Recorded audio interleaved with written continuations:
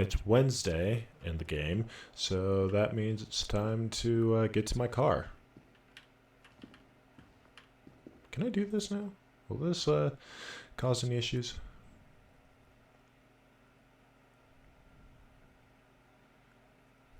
Tool not in hand. They're probably talking about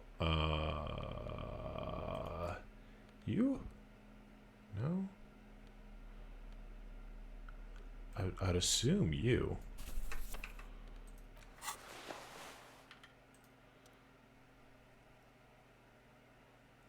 I have no idea. Okay.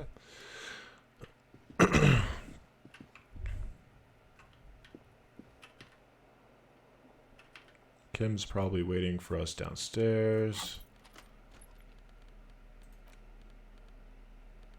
You don't really need the flashlight right now.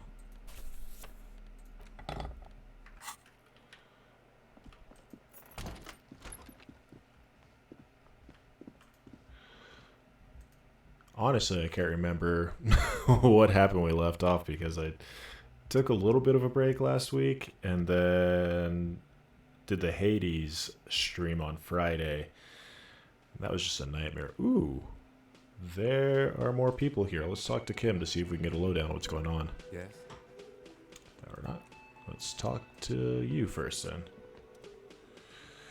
The woman in an RCM patrol officer's uniform winces as she notices you. I really prefer not to talk to you right now. A patrol officer is the lowest rank in the RCM, below lieutenant and sergeant. I'm on a murder investigation. Are you the I'm cavalry? definitely not the cavalry. Are you a patrol officer of the RCM? Yes, I am. Is everything alright? I don't know. I mean, why would I want to talk to you? Have I wronged you? No, you haven't wronged me. It's okay. Okay, fine. Let's talk. What did you want? She looks like Peak. What does one talk about with a fellow officer? What precinct are you from? What precinct? Fucking deranged lunatic. You're getting an intellectually unsatisfying vibe from the conversation. Maybe you're doing something wrong. You're police, so am I. I don't know what to say. Don't say anything, Judith. What are you, the police, doing here? I'm just looking out for no one. I'm just a man with sunglasses, and you are a policewoman. Yes, a policewoman who just wants to do her job, that's all. I turn myself down a little bit. Something about the man with sunglasses and you, the energy between you two, is making her uncomfortable. Okay, bye. You What look about- like shit. And I don't mean that as a metaphor. I know, it's Would you like intentional. undercover? Well, as far as disguises go, this is one of the best I've seen. I mean, I could swear you're an actual bum. Come on, Jean. It looks like it's been a rough week on him. It's not just this week. What do you want? There's something about this guy that matches with a face in your head. A similar but different face.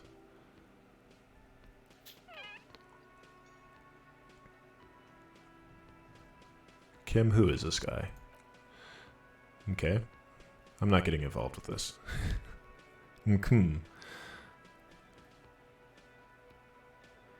Well, let's see how our luck does. Pretty bad. I understand the uniform is metaphorical. I'm actually seeing the working class, right? I want to say yes, I think. Hold me here for a second. Are you working class? Fucking politics again. You know what I'm Oh, you know what I'm more interested in? No. Or yes. You solving the case you're on. I'm passionate about that, so maybe get to it. Are you famous or something? Not as famous as you are, superstar. Goddamn right I'm a superstar, cop. I knew it, Kim. I knew I was a superstar. I fear... Hyperstellar law official. I fear you're misinterpreting this situation. Talk to me, superstar. What do you want? Got some questions for you. I'm a cop. About what? You don't look like a cop. You know what you look like? Like a sack of shit? Exactly. Now, will you answer some questions for me? No. Why not? Because it's not my job. You don't know. I forgot the voice I was doing. I apologize. Why don't you go and fucking do yours and solve the blah blah blah. Take two. Why don't you go and why don't you go and fucking do yours and solve this damn hanging? If you don't want to answer questions, maybe you want to hear me say things. Actually, I don't. I don't want to hear you say things. Reading is not my strong point this evening. Come on, Jean. Okay, say things. I want to hear you say things. Hear that? He wants you to say things. Say one. Suddenly, out of nowhere, case-related things start popping in your head. Okay, I'm doing this investigation. A man is hanged. So, do you know who hanged him? Not yet. Yeah, I can see that. Hey, why am I even telling you this? I don't know. Why are you? Oh god, there's more. You want something more. What is it? Okay, I'll see you around. Watch out for yourself, loser. Wait, your voice. I recognize it. Oh, really? I wonder where. I lost my badge recently when I called in to report a missing. You were there. That's the where you remember me from? I'm having a bit of trouble. You don't say. Goodbye, then. The voice thing was a coincidence. Run along, asshole. You are just a ray of sunshine. How about you, smoking man? Well, Jeremy, another rendezvous. There he is again, the smoker on the balcony, right here in the whirling in rags. Hello, adjust your tie. Oof. Hello, hello. So what brings you here? Tell me again about that muscular type of who came to investigate the crime. Oh, yes. Let's see. He knocked on my door a few days ago after the lynching. I think he was going through the entire building asking questions. What did he look like? Muscular, handsome, strong, like one of those military types. Was he alone? Yes, but he was speaking to someone on his earpiece. What was he saying? Just reporting back whatever I was telling him.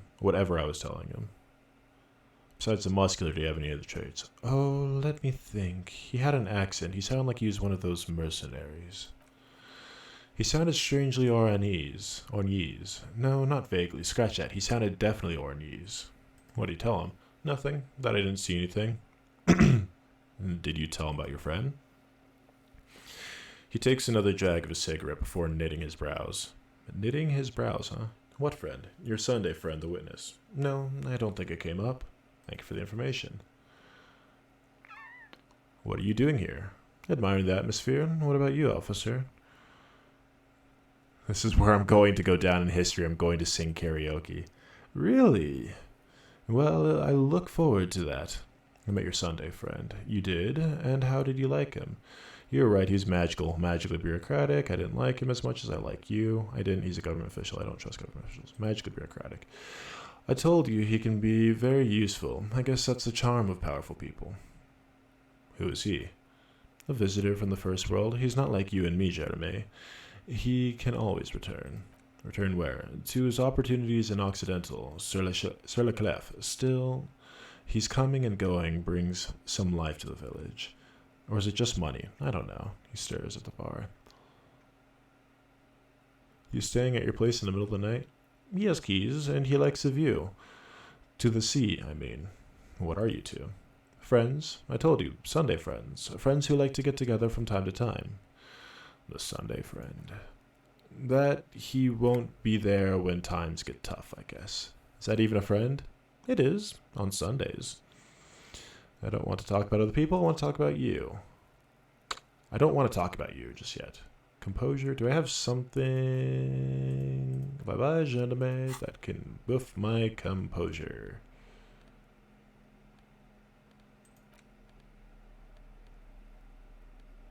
Drama, suggestion, conceptualization. Wish there was a button for this. Okay. I guess not. Can I actually get some information from you, buddy? Yeah, I figured. Okay, let's talk with Gart. But first, what is this? The tomatoes are so thinly sliced you can see through them. Hey, buddy! Hey, bye, buddy. Nothing to add. That's okay. Can I help you?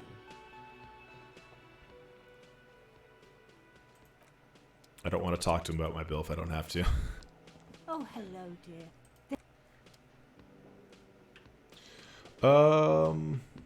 Let's just get out of here. Yeah, let's just get out of here. Do do do do do do do. Bam bam bam bam.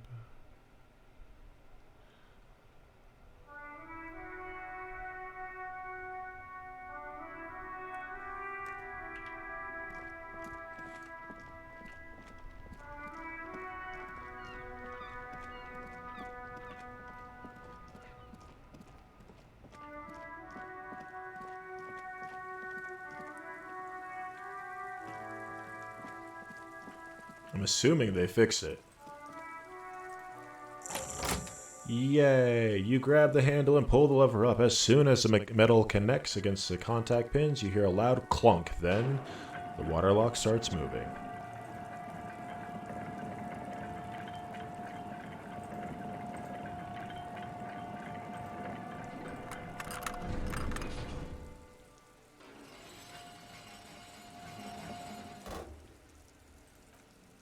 Alright, we can go across the coast now. Expect rugged terrain and drunks. And if you want to forge that document for Everett, now you can. Progress! The radio relays hums with electricity. Oh. And there's money on the ground. Take that.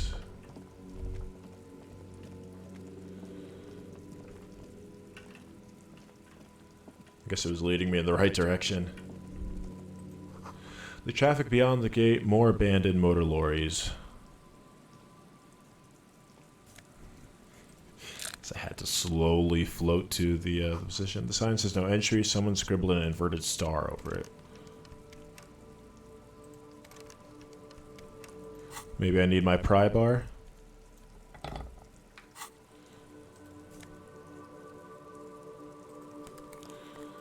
I took my gloves off at some point. Glasses, +1 empathy, -1 logic. I don't need if I need empathy for anything. So let's just put these on. Jamrock Biker Cop.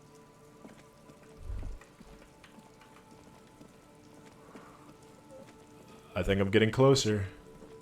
What's this? Someone has broken the fence and the barbed wire.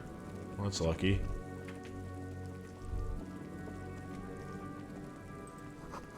The wind is corralled by the 4-story buildings around this yard. Take the 50 cents. Take the $1.20.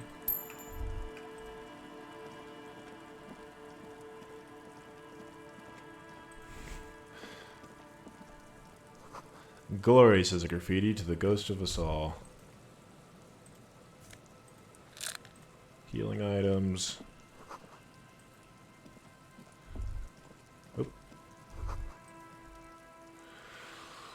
The rust peels off the bent iron post of the swing. The wind whistles through the skeleton of that small house behind you. There's desolation everywhere. What happened here? In this yard? The lieutenant looks at the small building. A flock of gray swallows takes off in the distance. He's assessing the situation. How long ago was it abandoned? Someone thought they could have a summer house in the Bloc Obscur. For cheap. It didn't work out. They abandoned it about a decade ago. It's Bloc Obscur. A black block. A part of the city left unrenovated after the war, or one that has fallen to gang violence or has become inhospitable in some other ways. On aerial photos, Bloc Obscurs look like dark squares, hence the name. So part of the coast. Practically, it's not an official term in any way, but look around. No sewage, broken power lines, crime, drunks. Life is tough in the blocks. It's no place to build a summer house. Maybe they left something useful behind. Yes, for you to pick up as part of the jam rock shuffle. He gives you a weary smile. It's not meant as nagging, just an observation. We should move on. I don't think we will solve the murder with forays into the urban hinterlands. At least in this phase of investigation. Boop. Ooh. I didn't see that before. More tape. Birds in the bird tree, barely audible coos from above.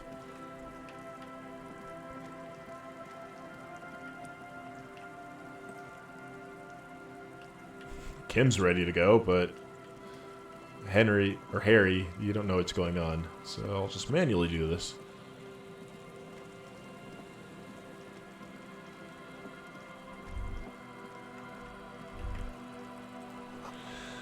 The creaking ahead, a broken axle grinding. That looks like my car. Banged up fuel canister.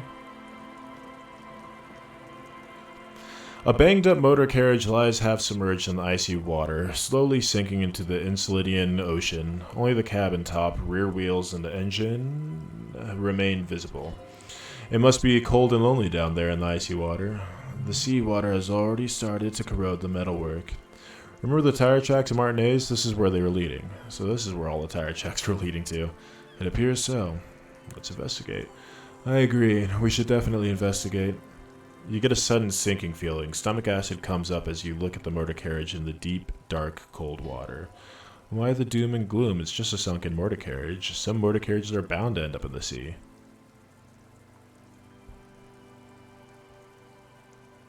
Run your hand over the cold metal.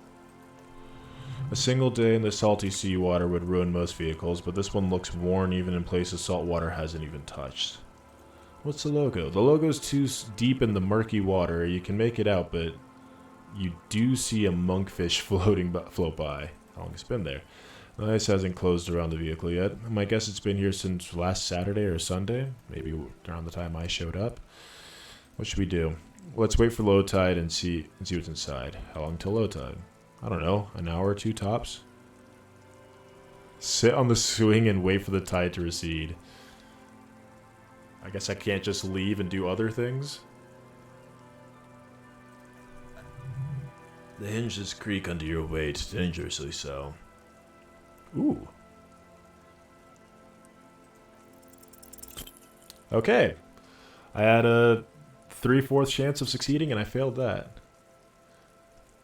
Spit flies from your mouth to your mustache, your chest, the ground below you. No sound though. The lieutenant must think it's rather funny. He smiles and quickly turns away. Keep blowing. That's right, just keep at it, it'll come to you. He's gloating at you. Oh, it's so easy for Mr. Teacher. With his lips puckered, the lieutenant lets out a beautiful melodic trill that puts even the insuletic thrush to shame. You hear the sound echo on the large body of water, clouds race across the spring sky, and suddenly you feel better about everything. Okay, that's way better than what you did. The clouds pass in the sky, and the shadow of the swing moves like an hour hand on a timepiece. 30 minutes have passed.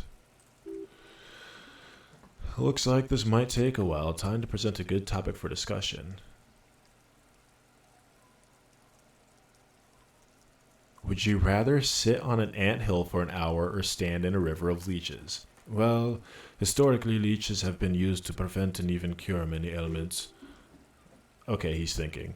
I can do this. Let's do this. Who would want to sit on an anthill? There are no therapeutic benefits to. Well, napalm ants, for example, are used in some rites of ritual passages. Okay, so in this world, I'm assuming napalm ants are a step above bullet ants, but alright. Fucking scary. Clouds on the horizon grow darker, and the shadow of the swing keeps climbing. You hear the distant rumble of the city. 30 minutes have passed.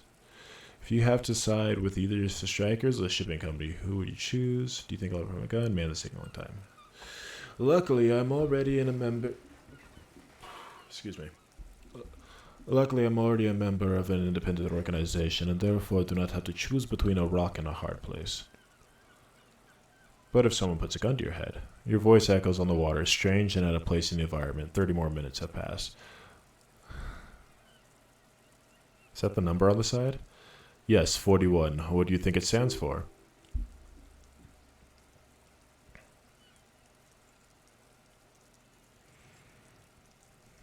"41 is the rank in the underground street racing hierarchy. 41, huh? Street racing ladies.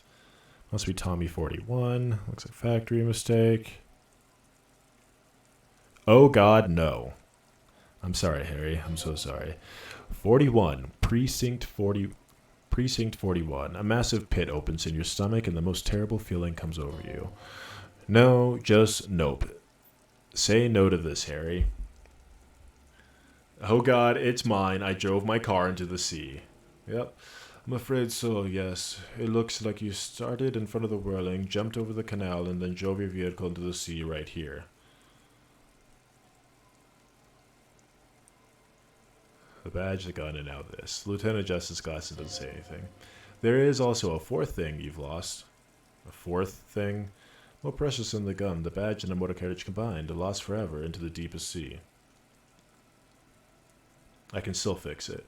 That is very unlikely. All the electrics are toast. That goes for the electromagnetic steering and the brake systems as well. You'd be lucky to find one undamaged component in there. In a few months, there will be nothing but rust left on this vehicle. It'll be cheaper to buy a new one.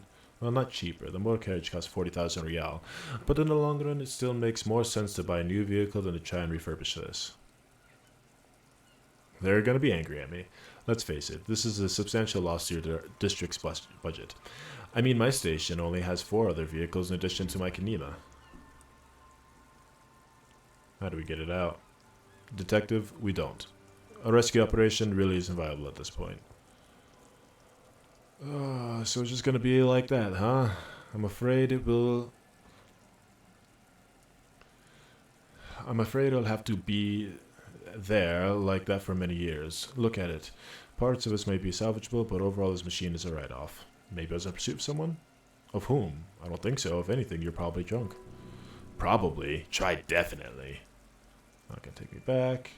People are more valuable than machines. Training a police officer is even more costly. Let's see what we can do. Yay!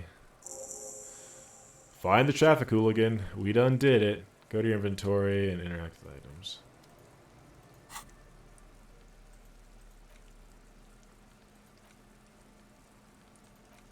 What am I interacting with? Am I going to the interact items? There's no way to listen to tape. We've had.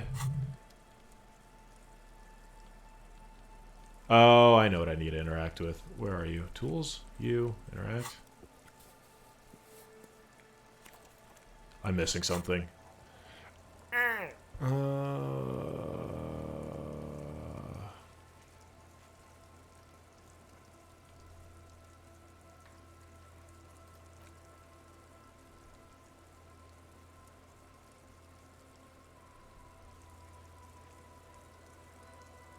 Shoot, I need to go get my dice. Completely forgot about that.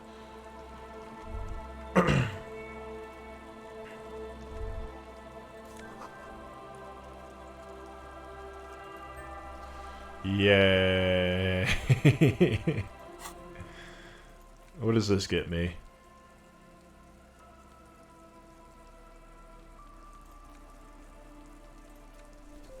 Look at how official I am. A police badge on which you see a photo of a man. You. Some seaweed is stuck to the back. I found my badge! At least something good came of this. The lieutenant glanced at it. Studied the badge. Encased between the 2 durable plastic sheets is a bluish card with lines of information and a watermark in the shape of the street grid of Revachol West. You see a photo, a name, a rank, a document number, the date issue, and in the lower right-hand corner your precinct. Look at the photo. The man keeps winking at you with his green-gray eyes. The photo is old, no doubt, about that. How old? 8, maybe 10 years? The guy in the picture is rather good-looking. He's got a nice haircut and is distinctly lacking in massive sideburns. And he's winking? Divinky? Why do you think? His face is already contorted by the expression, although it looks less grotesque on him than it does on you now. The badge in your hands shines as you rotate it, catching light. You see lines of information on it, and a shining watermark. Harry Dubois. Strange, it doesn't say Raphael Ambrosia Cousteau. Not at all strange, your name is Harrier Dubois. It says, like it says on your police badge. Wait, what kind of name is Harrier? It's a wartime name. Revolutionary.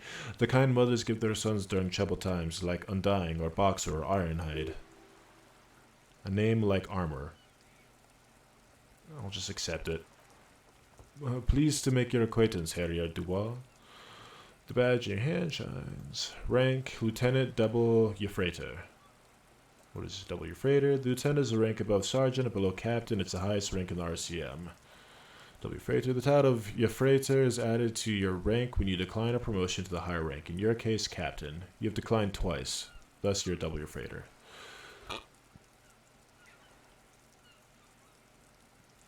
Thought my rank was drunk. Yes, apparently you've had a rather successful career in the past, and this leads me to believe your current situation is only temporary. Thanks, that gives me hope. Good.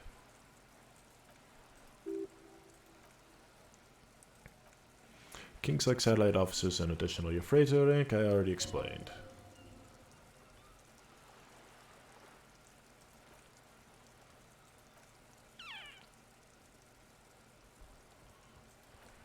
I mean, this is kind of self-explanatory. It's when he was ranked, all that other stuff, blah, blah. I've got a badge. The bottle drained of all its booze is frozen to the ice.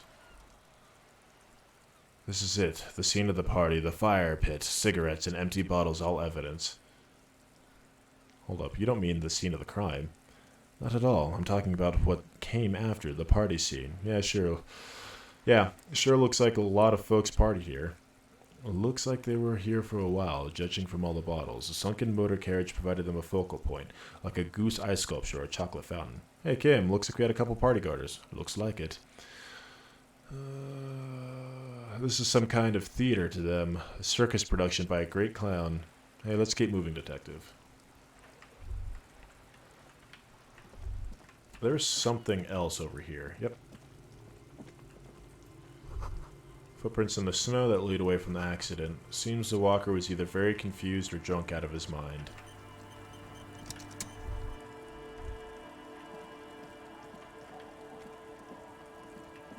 Can I go up there? I probably have to make my way around. The underside of the boat has recently been tarred.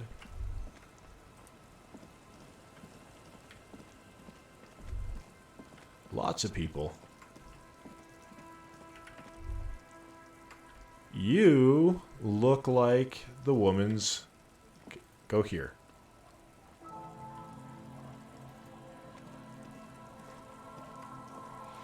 The woman's missing husband. I have a skill point. Instead of putting it in here, let's unlock one of these. Yeah. Lack of that, lack of that. There was one. It was this one. That's the one I wanted. The Kolda Mama Dakwa. Keep going. Hey, friend. You look like the friend I'm looking for. Good to see you, friend. Do I have deals set up for you, buddy boy? Does he actually know you, or is he just a shopkeeping friendly? Good to see you too, friend. So what do you want? I got smokes. They're cheap. Very cheap. I got Pilsner. Great deal. You won't get a better deal on that piss. Spirits I can let go for 300 real. Also I have speed. And by speed I mean amphetamine. Amphetamine. Aye, by amphetamine I mean speed. I thought by speed you meant amphetamine. Aye, that's what I said. Right, got it. Good, good, my man. Now, what can I offer you? Do we know each other? Sure, friend, you know it. The tracksuited man waves his hand to you. Don't mind old Raspberry here, he's a buffoon. Let's have a word after your high concept transactions. I'll give you the lowdown. I'm off. In a civilized world, it's custom to tip the shopkeep, friend, but come back anyway. What's up, tracksuit man? Hey, Tequila! This is where I get the best name in the game. Good to see ya. How's business? How's the old reality situation treating you? How's business? Okay, I can do this voice. So what's happening? Wait, tequila? Yeah, Tequila Sunset. How are the, high concept reality-based adventures proceeding? He says it like it's obviously your name, like you call someone Bill Brunel or leader of the 4th Street Gang. Good these people know your true name. Looks like it has preceded you, Mr. Sunset. More on that later.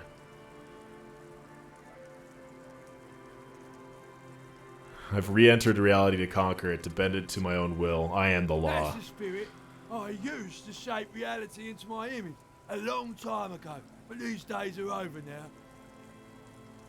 Shame that. Sadly, things ain't going that well in Idiot Doomspiral land. Haven't found those keys yet, haven't won that great piece of arse back. No word from my business buddies. Haven't won that great piece of arse back. It's not gonna sound great, but it'll be fun to do. Idiot Doomspiral, huh? This is bound to be a good high-concept conversation at last.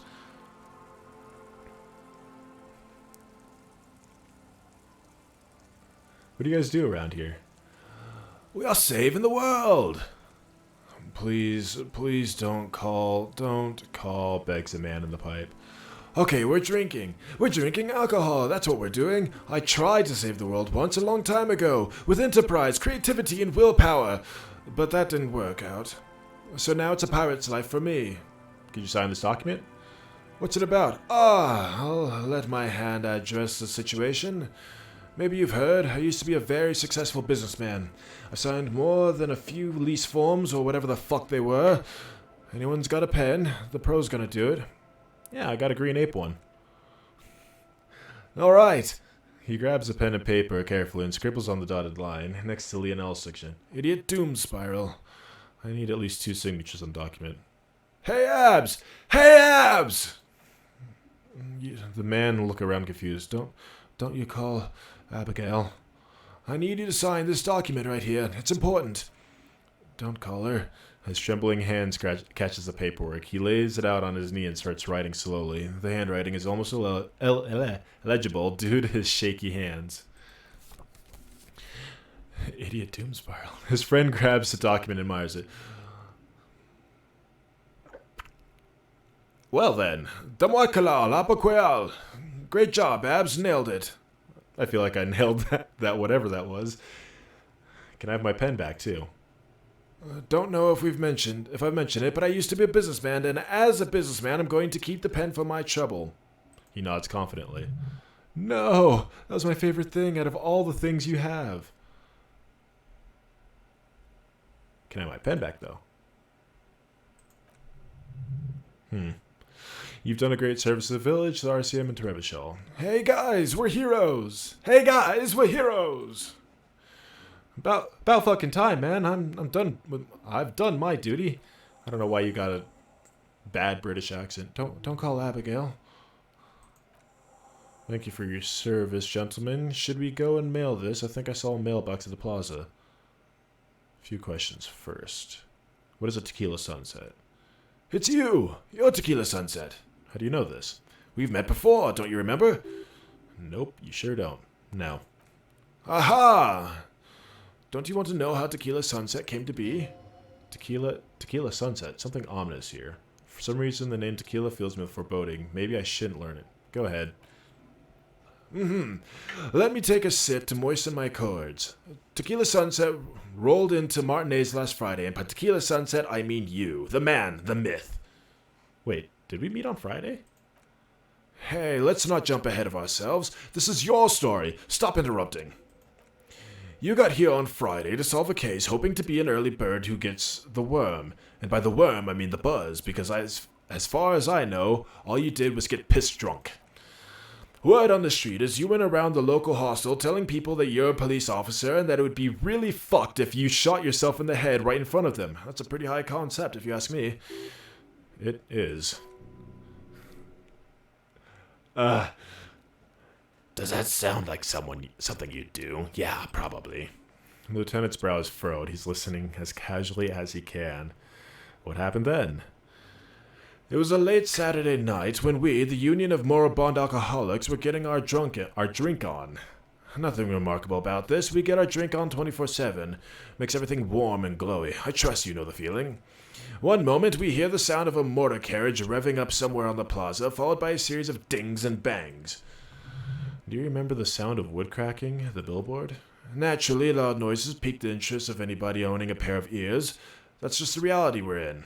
Naturally. Anyway, there was a brief silence, a gasp of silence, if you will, followed by a real commotion. We heard the carriage careening towards the coast at top speed, sounded like someone jumped the canal. We grabbed our brewskis and rushed to the jetty. Never underestimate the speed of an alcoholic. What we saw was a sight to behold, a beat-up police carriage containing you, right there on the beach. You've revved the engine and screamed at the top of your lungs, "The time hath come!" So naturally, being the curious cat I am, I asked what time hath come, to which you replied, "The time hath come for tequila sunset, the end of all things." Say nothing, it's more dignified that way. After which the reality contracted. You jammed the pedal, plowed right off the jetty and through the ice. Go me. Your hands cramped on the steering levers. We ran towards the ice while you crawled your way out, miraculously unhurt, covered in seaweed and shit, like some kind of sea monster. When we finally got there, you were sitting on the beach, crying. You said that your badge and uniform were in the car. It was too late to get in there, though. The carriage had sunk too deep. Recognizing a brother in need, we offered our condolences and invited you to party with us, which you naturally agreed to. We asked about the whole tequila sunset thing, and you told us it was your name now, and you insisted that we all call you that from now on. Tequila sunset, huh? Sounds pretty good. Yes, I agree. How long did we party for? Hours.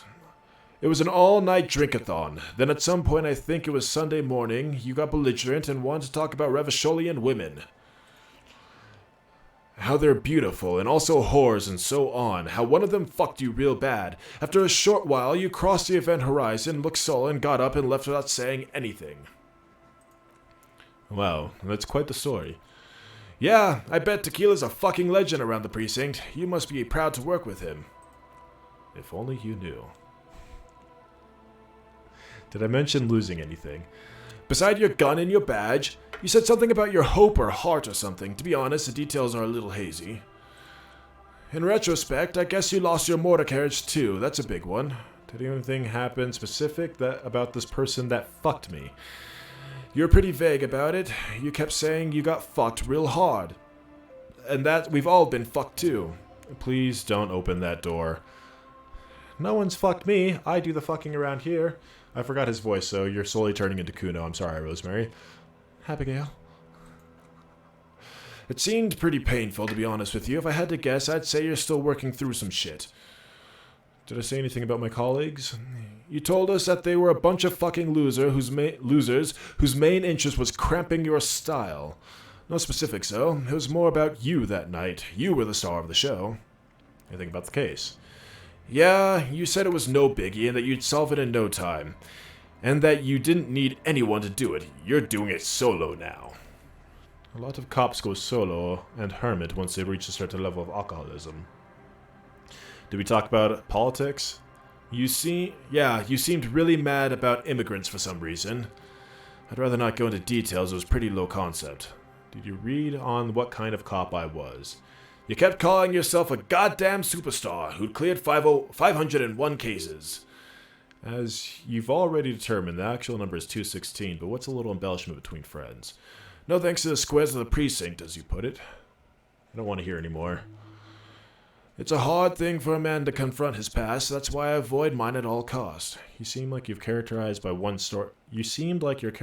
your storytelling ability. Want to tell me another one sometime?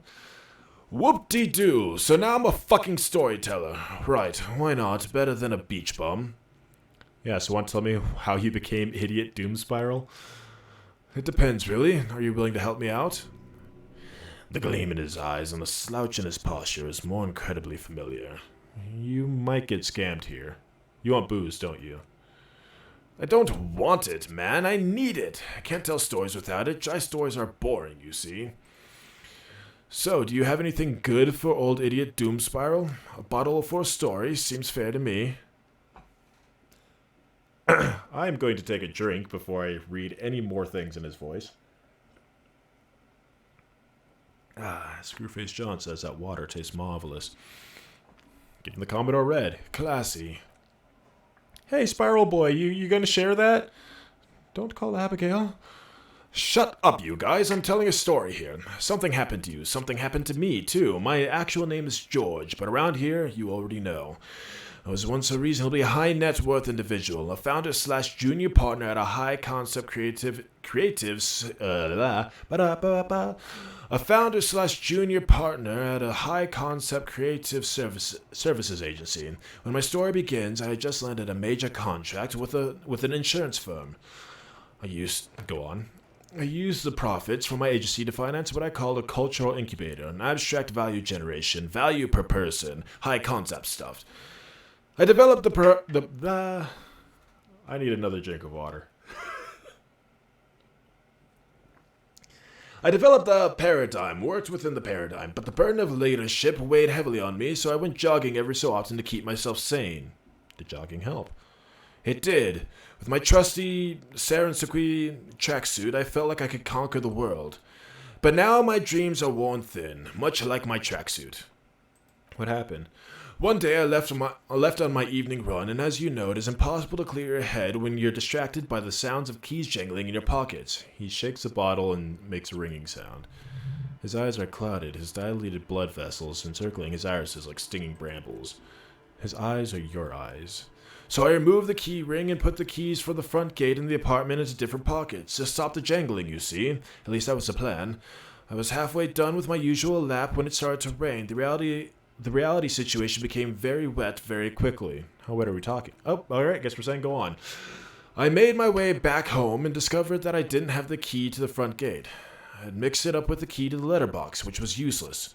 Naturally, the situation required me to climb over the gate, which I did. There was no climbing down because I slipped and landed on my ass. Ouch. Ouch indeed. Reality was looking rather grim just then, me lying on my ass in a mud pit in the middle of a heavy shower, but when life knocked me down, I always get up. So I made my way across the yard, standing in front of my apartment door, fumbling with my pockets. I realized that I'd also forgotten my apartment key. You've got to be shitting me. I wish I were, Tequila. I wish I were. Instead, my apartment key, I'd taken out the office key. So what happened next?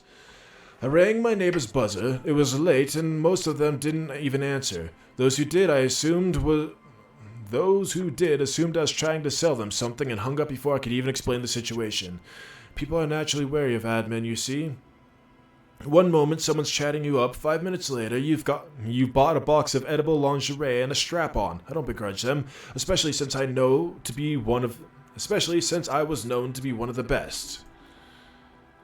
Just then, I experienced a moment of clarity. I still had the key to my office. I could wait out the storm there. But when I reached my office, I remembered that I'd asked one of my producers to change the locks that day, and since I hired only the best, he'd already done it, and I couldn't get in. Anyway, long story short, life spiraled out of control. I haven't gotten into my apartment for years, and my girlfriend left me because she didn't want to date a homeless man. The company, well, you see where I'm going with this. So now you've heard my tragic tale. What do you think? Like nothing you've heard before, huh?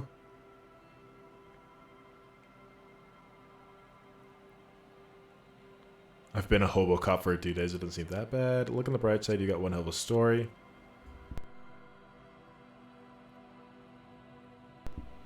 You do realize this is all your own fault. I literally can't believe it. I feel like there's steps missing. Tequila. I thought about this series of events for a long time. If there's anything else to it, I would have thought of it by now. Why didn't you go to the authorities? Well, at one point, they came to me, but I didn't have any ID on me, so they tossed me in jail for 2 days. I can't say I increased my faith in RCM, no offense, gentlemen. I've been a hobo-cop for a few days now. The hobo lifestyle definitely has some perks. Not having to pay rent, first and foremost.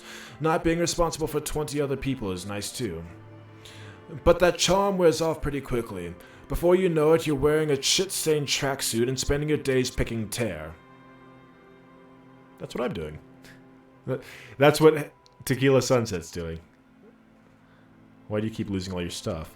Good fucking question, Tequila. If I knew the answer, you'd think I'd be hanging out on a beach in this formerly premium but now extremely dirty two-piece Lickram trademark tracksuit. I used to own my reality situation. My business buddies and I had our own creative services agency, had a nice apartment and an even nicer piece of ass, but somehow it all got away from me. Now I can't hang on to anything. Just last week I stole this nice new jacket, then I lost it too. The only thing I haven't lost are these 2 trunks. A lost jacket. Sounds like a mystery you could look into. What's this about a lost jacket? Tequila, it's a verifiable tragedy. It was practically brand new. Sure, it didn't really go with my Lycra threads, but it did itch a lot less. So you're a detective, right? Maybe you can help old Doom spiral out. Solve the case of the missing jacket. What do you say, Tequila? Oh, you're asking? Okay, sure. Where did you lose it? If I knew where I lost it, don't you think I'd have it? I mean, maybe I was up by the boardwalk, or maybe along the beach, or checking out the abandoned fish market. That's a lot of places. Somewhere north of here, that's for sure. You could ask around to see if anyone's seen it. What's the name of your agency? My agency, man. The Boom Boom Room. Our concept was combining high art with the lowest forms of marketing, the color red, breasts, and oil painting. I convinced my partners to reinvest some of our profits in an even more high-concept cultural incubator called Thin Air. The artists were happy, the clients were happy. I was financing a group of poets in East Revachol who were developing a new universal poetic language, and then it all went to shit.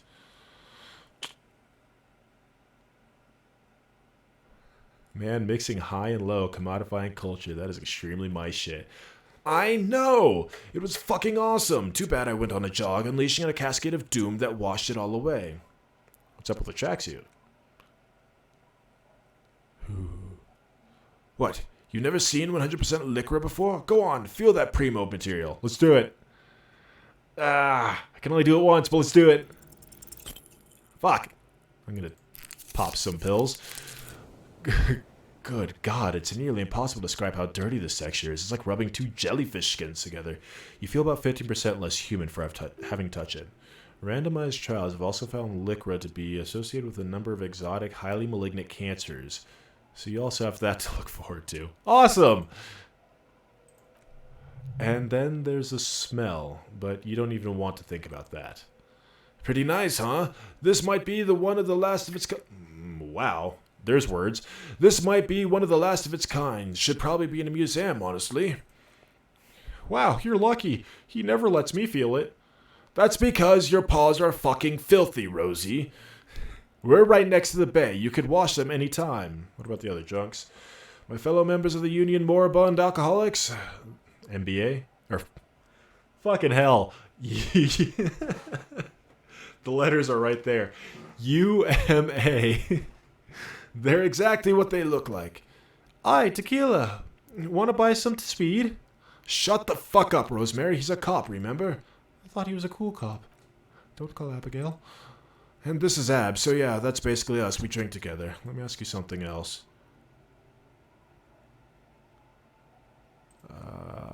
You too, Sakila. Sakila Sunset? Sakila Tunset?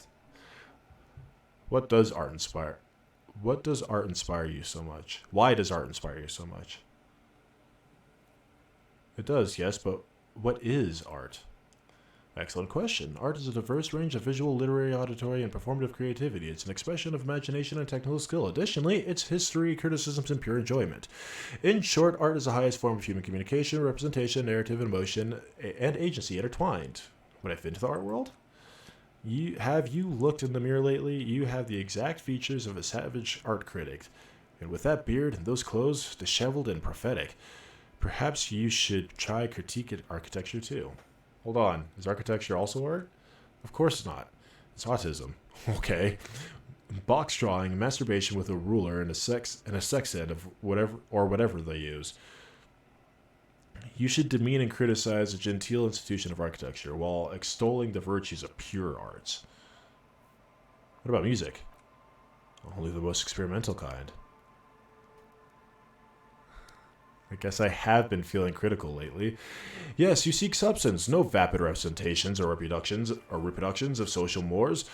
As made manifest in stuffy biennials, we're talking real living art here. Become the art cop. Half art critic, half cop.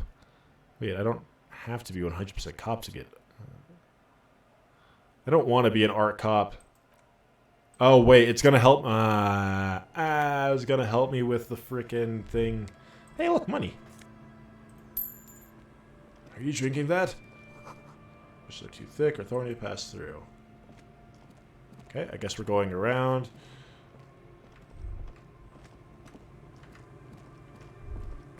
Can get in here.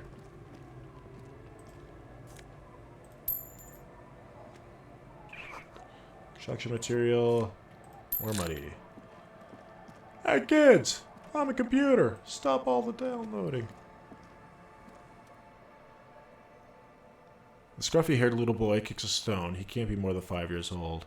The other one looks indistinguishable from him. He watches his brother kick the stone with his tongue lolling out of his mouth. Where's your mom? The kids don't reply. You guys look identical. The stone-kicking one becomes frantic all of a sudden, as if that's something to be scared of, the obvious fact that you just stated. He looks just like me. Yeah, I just said that. The boy doesn't answer. His brother throws another rock. Both of their hair is covered in some kind of dirt. The rock kicker was just being shy, but now he's enthusiastic again. You're bad with kids. And what are you, Kid Master General? Maybe I am. No, how about some actual police work? Take care, kids. Stop all the downloading. Drink some water, because my throat hurts. Hey. Oh, hey. Feels safe and warm here, not like outside. Little Lily. Hello, mister. Everyone, all the kids are going to sound the same. She clutches a small stuffed animal. Occasionally, she twirls it around. Are the twins outside your brothers? Yes. They don't want to play with me. They're older and play outside. They look the same. Ha ha ha. Sometimes I can't tell them apart. They look identical, right? They look identic. Identic. Close enough.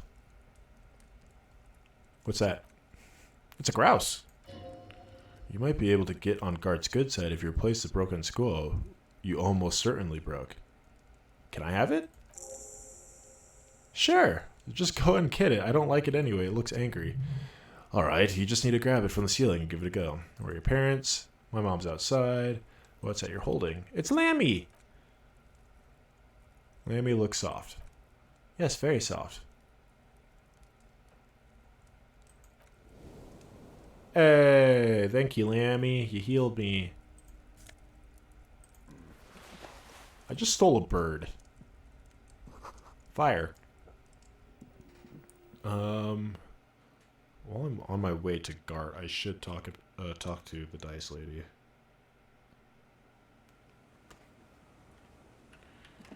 Where the hood at? Got it in the wood, where the hood at? Can't that again, but where a tire! I know I just missed a lot of stuff, but it's okay.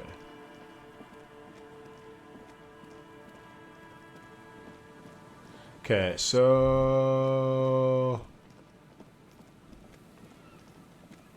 I'm just kind of milling about.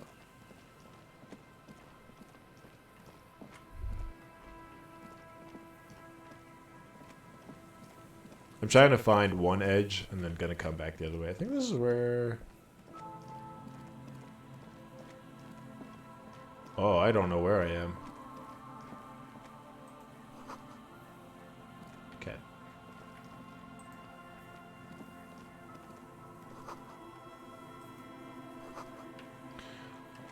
Okay, so this is about as far north as I can go. Cigarette butts cleaned away. Take a mental note. I'm sure it's gonna help somewhere.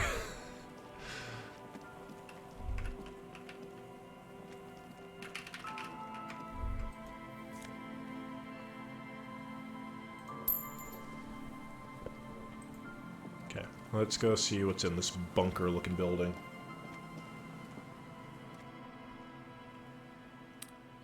What is this thing anyways? An old door worn by elements guards the depot. The wind has blown a sand dune in front of it. The door hasn't been open for a long time. You see a handle. It's a military service, a service depot of some kind. You serve what? I still can't. Okay, probably something that is no longer there.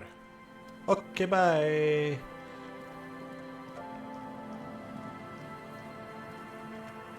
Oh, snap, crackle, pop. A kick drum pulse. The music is coming from somewhere on the ice. You feel the shadow of a very large building fall in front of you.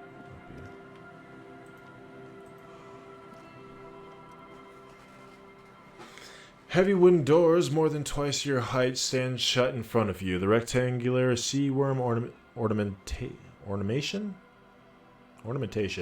appears in stark contrast to the padlock carelessly drilled into the wood. Take a closer look at the padlock. The cheap-looking padlock is sturdily built. Its shackles together a hasp and a staple screwed into the wooden door. The lock is adorned with a yellow sticker. It'll be easier to break the tape than the lock. Also, that sticker is interesting somehow. Look at the sticker. You see a yellow circle with 2 X's and a big curve below them that looks like a mouth. You're pretty sure you haven't seen it before, but what that symbol depicts is clear enough.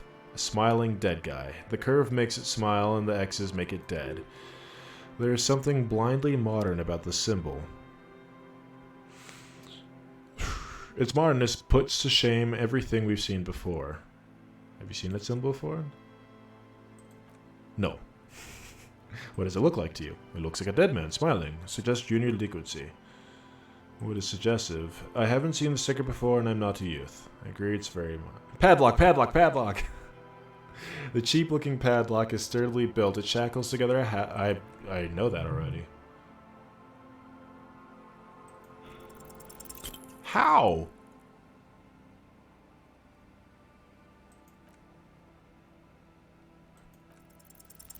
There we go.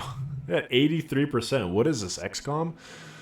There's nothing like the sound of a sticker unpeeling. Now it's stuck to your thumb. Put the sticker in your ledger.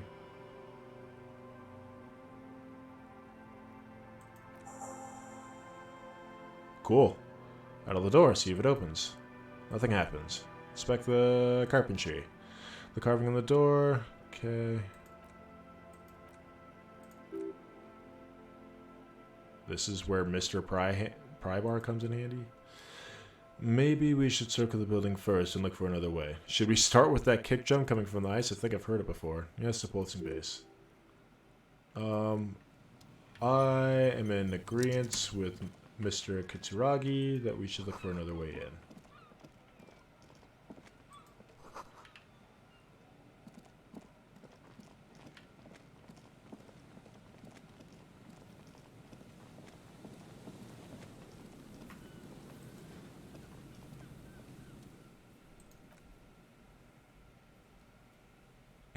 I don't know why.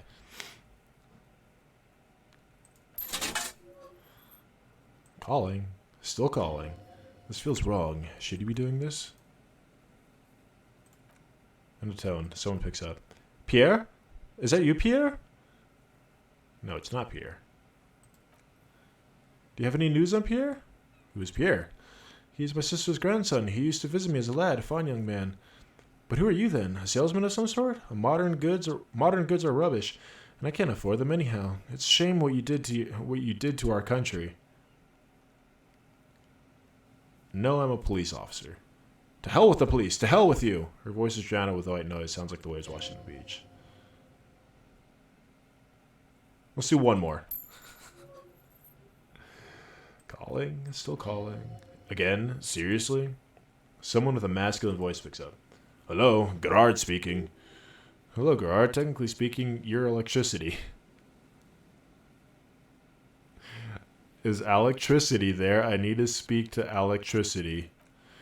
No, but I have a feeling I'll kick your ass is gonna make an appearance if you ever call this number again. Have a good one, asshole. Phoning hang up. Alright, that's it. I'm done playing Bart Simpson for a little bit. Unless... No, I'm joking. Is that the jacket? Look at it. Someone has left an unidentifiable article of clothing on this railing. It smells bad. Take a closer look. It's reeked with dry seagull shit and tangled in pieces of seaweed. A dangling arm suggests there might be a jacket beneath the crust of filth. Please don't tell me you're taking it with you. I think this is the jacket idiot Doomsprowl guy wanted me to find. I'm sure he'll be thrilled to have it return.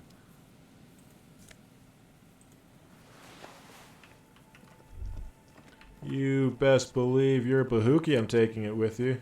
With me. Words. Ooh, more glasses. How is my perception? It's okay. And my encyclopedia... Okay. Oh. It's also okay. Upper coin. Guess your weight.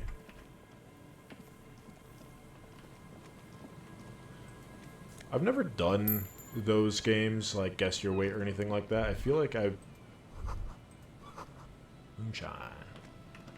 Hey, hey, hey. Oop, there's a lot going on.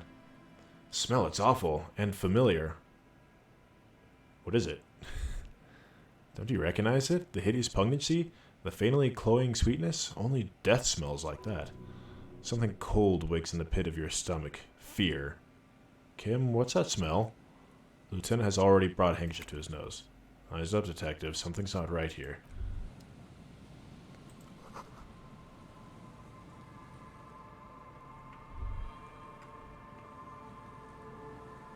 The fuck?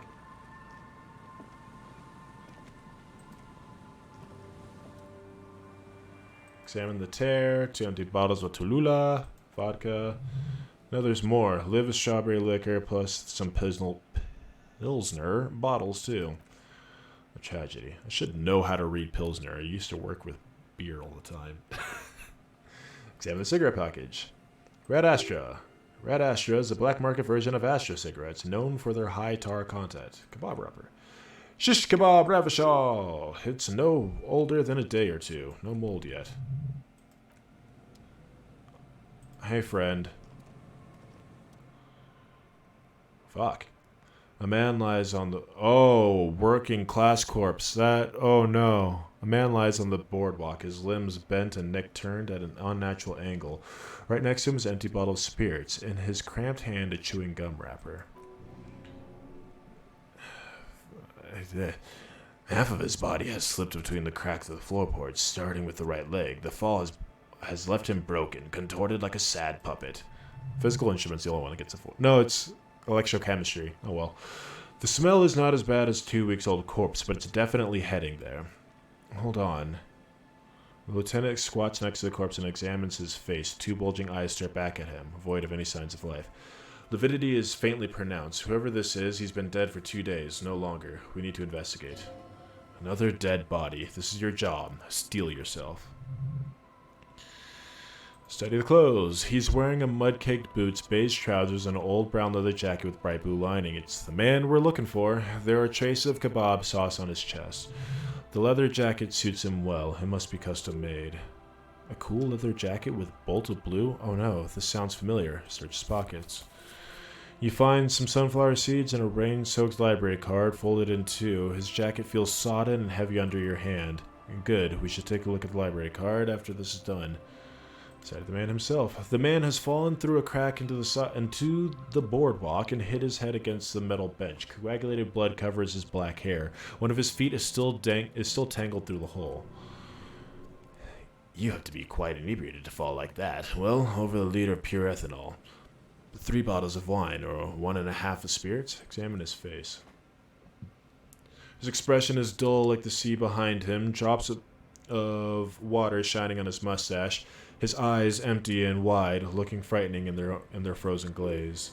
Height 170 to 175 centimeters. Curly hair, stout build. Age approximately 50-60 years. Study the surroundings. There's some dried blood on the middle bench, right where the corpse's head rests. The floorboards are rotten and slippery wet around the hole. An empty bottle lies nearby. A chewing gum wrapper is clutched in his fist. Examine the man's head. A dried chunk of blood covers his hair on the back of his head. An open wound. It's sticky and cold to the touch. I don't see any other major wounds, do you? No, just this one on the back of his head. Seems like the head wound was fatal. It's exactly the shape of the bench. Let's not step on the floorboards. Examine the bottle. 7.5 liter Tulula vodka. It's mid-market spirits, with a slight touch of menthol. The man meant to enjoy himself, having a good time. Tear all around us. Examine the chewing gum. Rubowski, spearmint chewing gum. Look in. The blackness of death stench, and you think you see white chewing gum too. He ate the whole pack. That's the wrong voice. He ate the whole pack, right? It's to cover the smell of alcohol before going home. The worst thing is, I've seen it before, almost the same scenario, even the same chewing gum. It's always the same. Who is this man? Looks like one of the locals. You'd have to know this spot to come here. You don't just walk around here. But that's a lazy assumption. What do you think? We know who this is. It's a working class woman's missing husband, dead on the boardwalk. The woman you met at the bookstand? Why do you think it's her husband? The leather jacket. What should we do with him? From here where I stand, I can see two options. We will take the case and follow the lead to identify the body on our own, or report back to the station and leave this too. Oh, we found him. Let's finish it. Examine that library card. Look at the backside. If lost, please return to the card to the library, blah, blah, blah. Or here. Good. We should give them a call from Kinema, see if we can learn anything about Billy Majine. Look inside. Whoever owns this card is an avid reader. You find a list of books written in blue pencil. Radio thrillers. Stand a little less between me and the sun. The last one in the list is The Glinting Curve by M. Thubalt. A library stamp indicates that the book has been returned.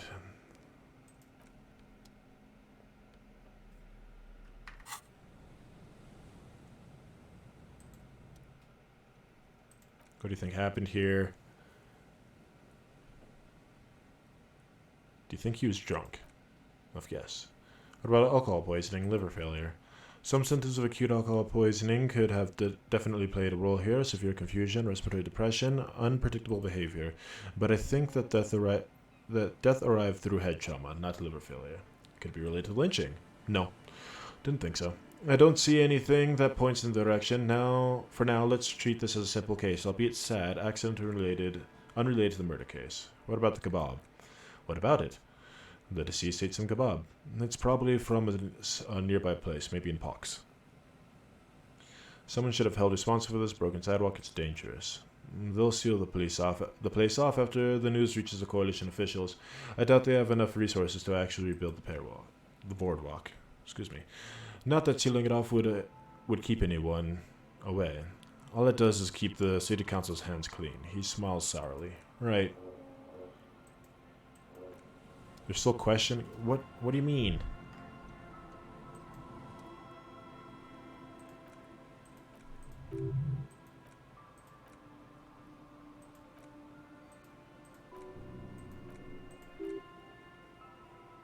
Yeah, I don't think I have anything more. I guess we go back. Well, can I talk to you about this? Yes. I guess not. Okay.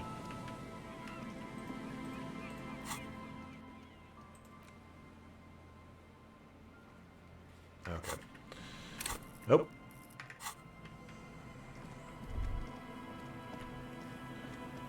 So we have some things we need to turn in, so let's go and do all that. So first and easiest, call the public library. Yes, I know. No, don't dial a random number. Dial the frickin'... I guess we do that from...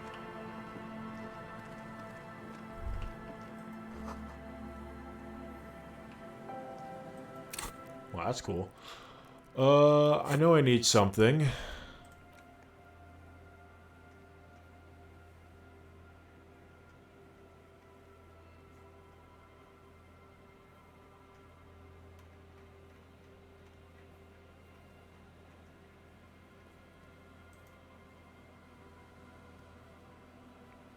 I think Annette is the girl with the missing husband. Let's put it in authority,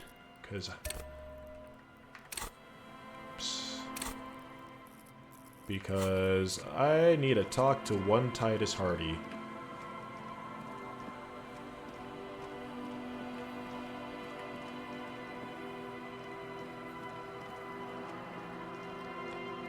I went on quite the jaunt up here, didn't I?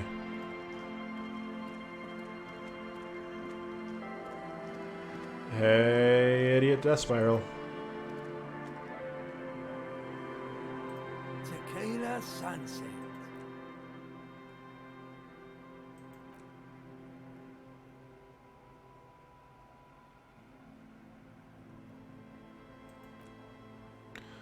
I'm not taking tequila sunset.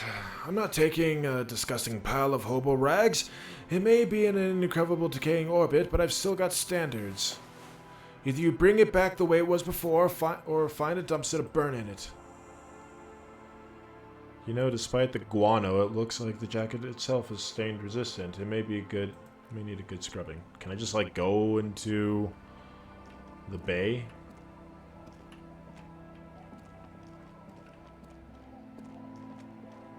Sitting on a dock by the bay, watching. Where are you? Watching the time away.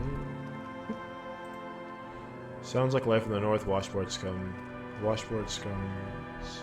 Filth from fabric. This is north, right? Hey, lady. You wash things, right? The washwoman next to the bucket of clothes hums an odd melody. Her eyes are closed. You're not sure about the melody, but it might be South Samoan, possibly Sagayan, also known as apricot suzerainty. Welcome to the fishing village. Please lean in closer. I have cataracts. Lean forward. Oh, welcome, police officer. She doesn't sound happy We to see me. don't cause any trouble around here, and we don't want any trouble either. We are not here to cause any trouble, madame. We're cops. We're hellraisers. Click, click, bang, bang. No, we don't want to cause any trouble. Of course. Last time we saw you around here was 12 years ago. You also came to take care of trouble then, which you did. But still, in Martinez, you're considered an ill omen. Oh, the usual dark tidings, black hound. Fun.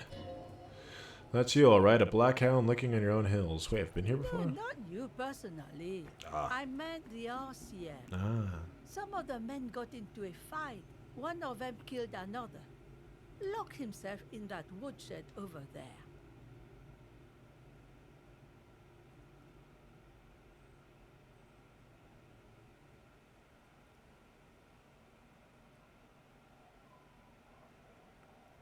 Watching the time away. He was brooding, needed some help opening the door. You got it open for him and took him to think about what he'd done in a more secluded place. Somewhere more quiet.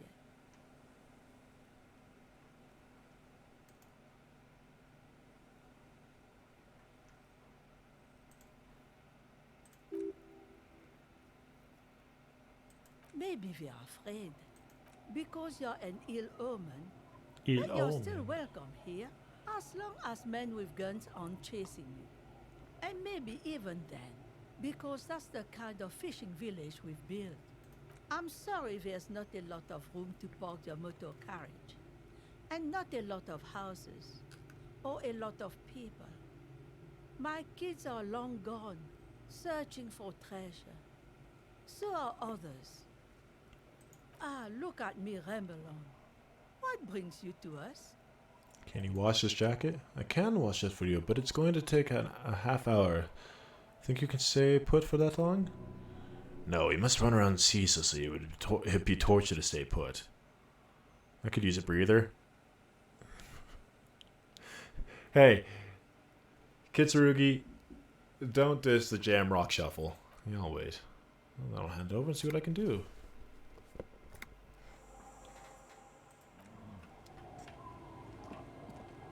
Soliram, ram, ra, ra, ra, ra, ra. Hey, idiot death spiral, I got a present for you.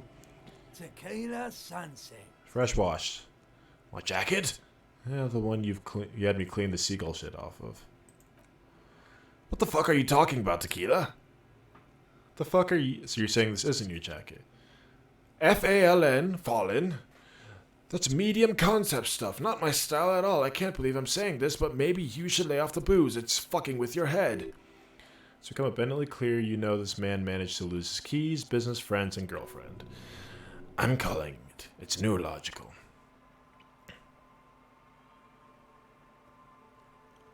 You didn't go through dark shit. I didn't look at the stats. Fine, I'm keeping it. That shit is so medium concept, I wouldn't touch it with a stick. But yeah, okay, I'm sure it looks great on you. It's only a jacket, if you're into that look. Hold on, I need to look at the jacket. The jacket. Oh, it's got some stuff. What does this hat do for me? Okay.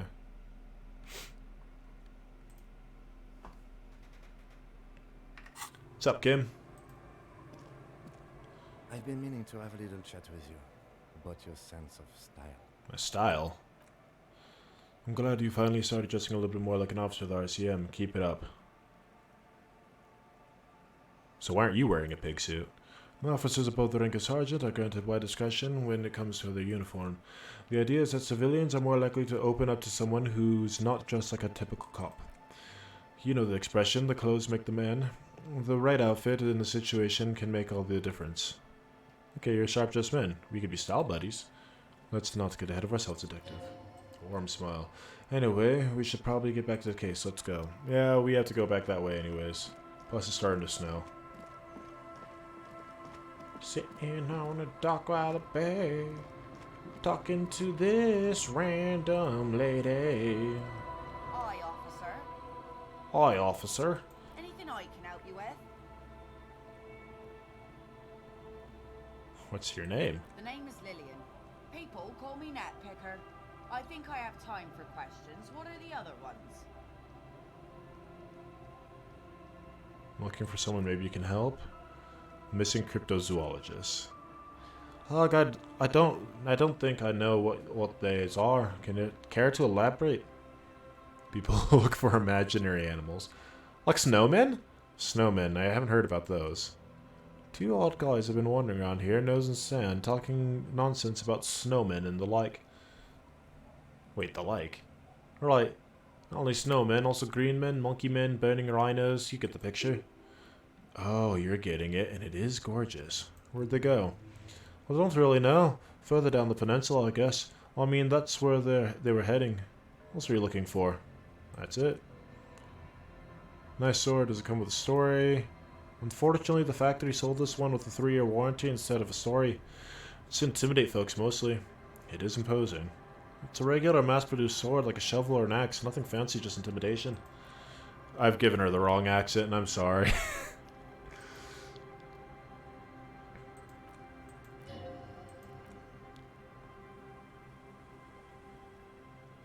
Gone where? To the waves. The sea took him. It was a long time ago. Oh, say no more. He didn't respect the sea, went out to the drunk like a skunk, and sure enough, one day the boat was found floating empty. The boat of corpses turned up 2 weeks later. Now before you tell me how sorry you are about my loss, know that it was 4 years ago and I've moved on. There's only so much mourning you can do for a drunk with sinewy muscles. She really liked those muscles, though. It's in the way she pronounces sinewy. Sinewy. You should have thrown yourself. No. Time is really the best cure for sorrow, isn't it? Us working folk don't have the luxury to be bedsick with melancholy. I buried him, mourned for an appropriate amount of time, and went on. Life didn't really change that much for me and the kids. This is neither a touchy nor an interesting topic for her. She looks like she's ready to go on a date with another better junk. Ask her, both of you need some action.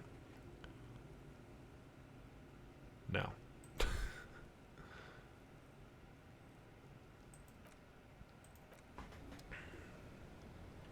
Sitting on the dock on the bay. Now I got that song stuck in my head. There is a free room somewhere around here. Maybe this is it. Locked tight. Okay. Maybe it's not.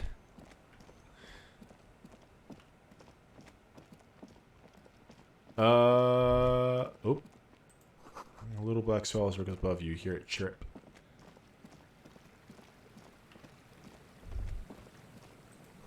The water runs from the west, a source of stream, a broken pipe. Okay, I'm not going to get too far into it. Let's...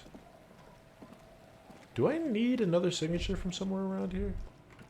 I see you.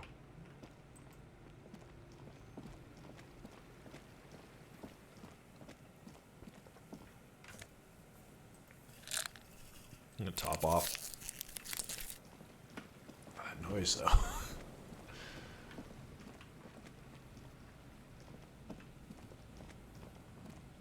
I feel like...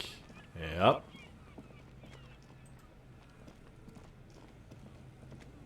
Here we go.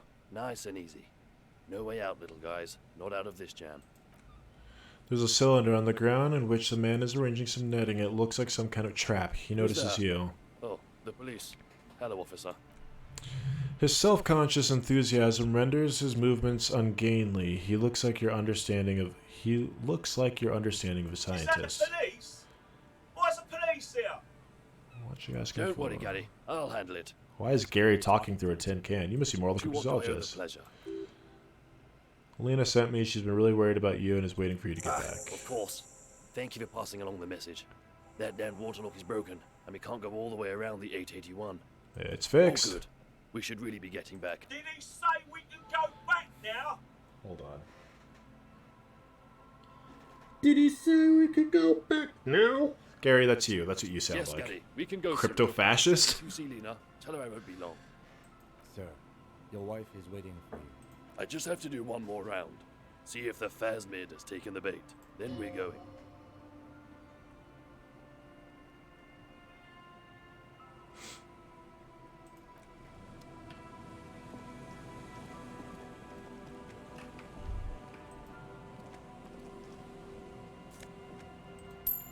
I'm getting close to the amount of money I need for the day. Ooh. A hypnogamma. I don't know what that is. Oversized superstar sunglasses. Where have you been my whole life? Savoir-faire, visual calculus. Bam. And a what now?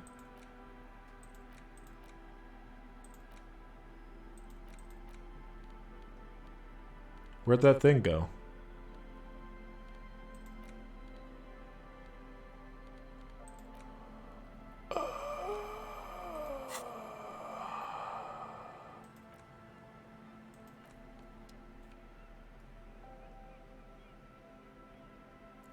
I got a thing. It was magical and it helped me out, but I have no idea what it was. It's a hypnogamma. So it's just like something I've picked up and now... Ooh, another thing. Ooh, a piece of candy.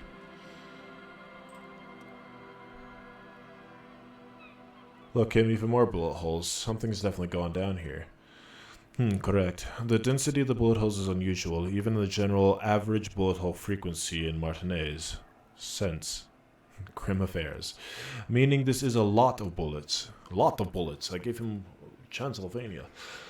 Meaning this is a lot of bullets, a lot of bullet holes. Looks like a fully automatic rifle fire, something you don't see these days. Why not?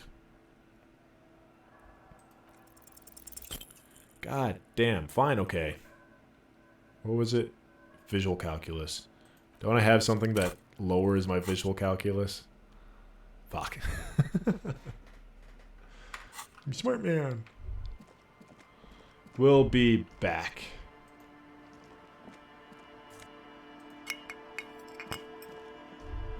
Got another story out of Idiot Doom Spiral. Okay. This is a hat, right? Yeah, it's a hat. Where's the thingy? The hypnogamma. Can I just walk down? Nope, guess not.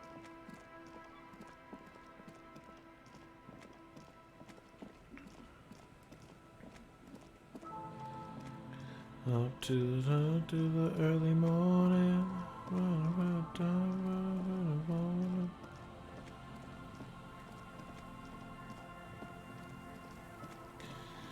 It goes down, down, down. I don't want to do another voice for idiot.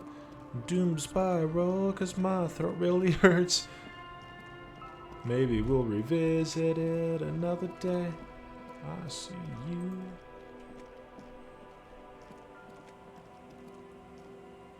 Touch it. Ooh, pants.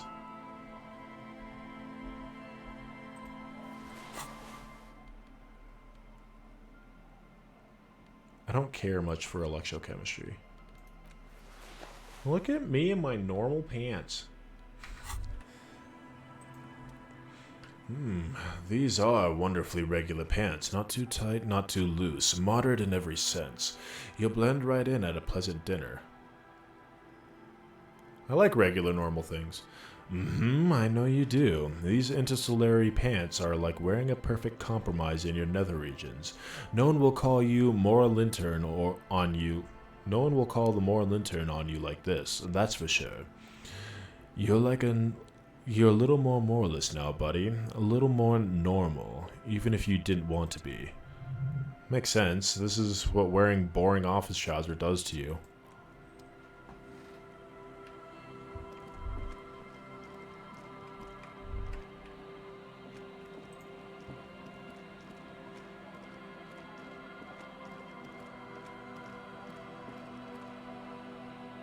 Touch it. Touch the thing. Touch it.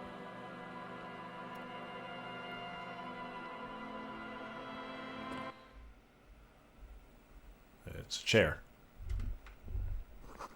See a dark red chair in a dim light room. You know what helps out with a dimly lit room? Flashlight. Postal card. A bow tie. What does my regular tie do? Inland Empire. And this one does drama? Okay, well.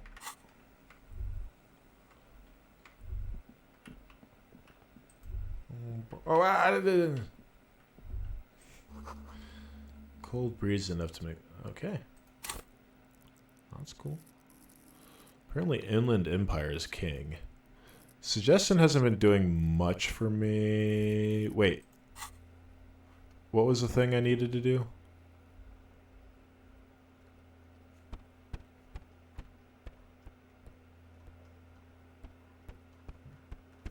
Can't remember. Visual calculus. I feel like they have so many things for visual calculus, and that's just not the case. Okay, never mind. Empathy is just down in the dumps.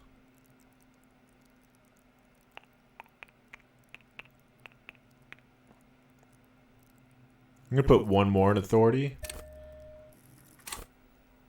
Because we are going to fuck Titus Hardy's day up.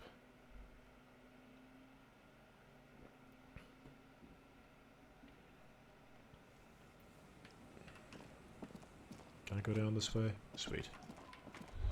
I feel like the game is like and I don't know. Maybe I'm just imagining it or try to force it way too hard in when I was playing it before, but I feel like it's giving me a little bit more assistance when I'm trying to navigate.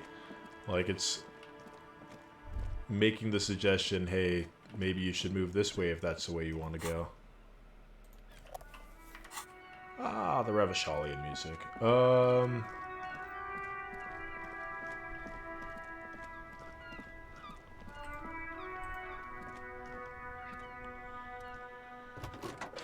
Back to the car. Pick up the radio again. Dead body on the Martinez boardwalk. We must suspect they might have been inebriated. Fell. There were bottles around him and chase vomit. Any signs of violence? No, it seems like it was an accident. No field autopsy necessary. What about his belongings? Did you examine his clothes? Wearing boots, trousers, and old leather jacket with a piper lining. I found a library card in his pockets. Central Jamrock.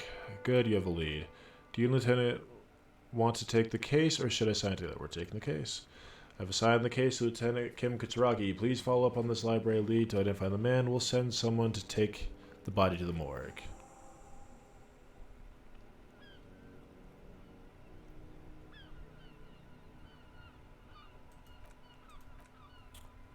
happy to report that I found my badge.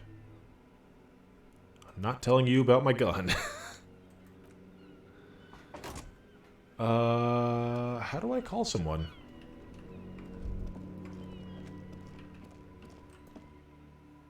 Cause, oh, do I have to go all the way back to the shore?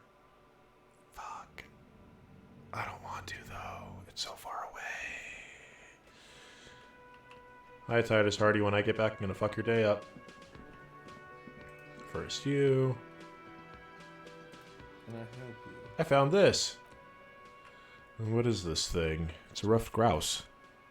Cool, okay. I was really hoping not to think about the cocked carousel any longer.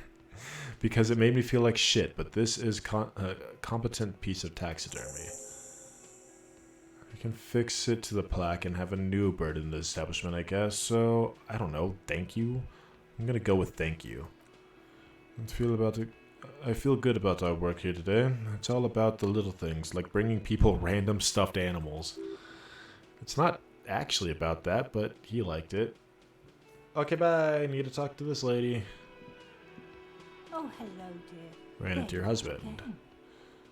Goodness, how is he? Did he say why he hasn't returned yet? He's fine, ma'am. As we had suspected, he couldn't get back earlier because the water lock on the canal is broken, but now he's just finishing up some work.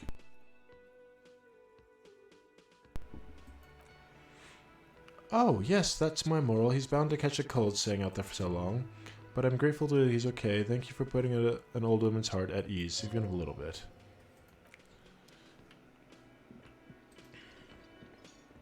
What's up, punk? Hey, I can't believe this shit. Esprit de corpse. I'm here to fuck your entire day up, Hardy. Looks like the circus left town, but the clowns are still here. A witness? You ain't got shit. The locals would never come to you with this. This is just cop tactics, Titus. Next, he's gonna tell you one of us has already rolled on the others and is in witness protection. Not a local. Well, let's hear it then. Who is your mystery fella? He's not alarmed by the sudden appearance of witnesses, but he's surprised.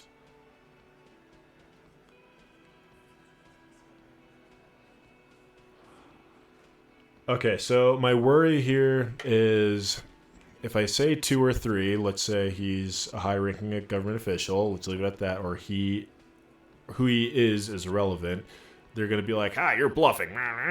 But if I say, or they'll believe it, which I doubt, but if I say the guy's name, they'll believe it, but then I'm worried they're going to kill the guy. But he's a Sunday friend, so he's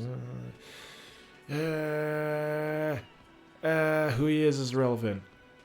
It's like you said, Al. Cops coming up with nothing on the spot. I've seen this shit a million times, Titus. Fly fishing, they're desperate. Tell us, Copper, what wacky claims did he make?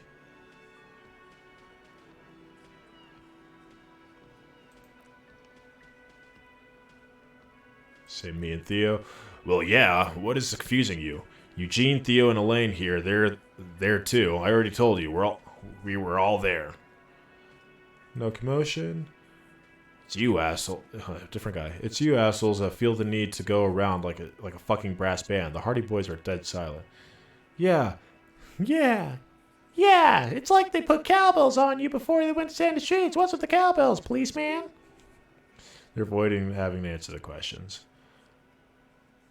I imagine you guys were drinking, singing lynch songs. What's the funeral silence? We were drinking. Weren't we, guys? I hit the bottle hard. I was drunk as fuck. Right, I'm convinced, Glenn. Nothing else here. More like a surreal play. That means absolutely nothing to me. Sounds like some made-up horse shit. It means the whole scene was long and drawn out like it was from a film. Did I give this guy the high-pitched voice? What is this fellow's problem? Sorry, we didn't make it action-packed. It wasn't the first thing that went in our mind, you see? Shanky, is it? Shanky, right? I thought there was something wrong about the lynching story. Now I know there was. You don't know shit! I know you're lying, Shanky. Actually, nothing. Great witness. 92. I'm going to take it. As you look around the room full of sweaty men, swearing, drinking, spitting out tobacco, does this look familiar? Where have I seen this before?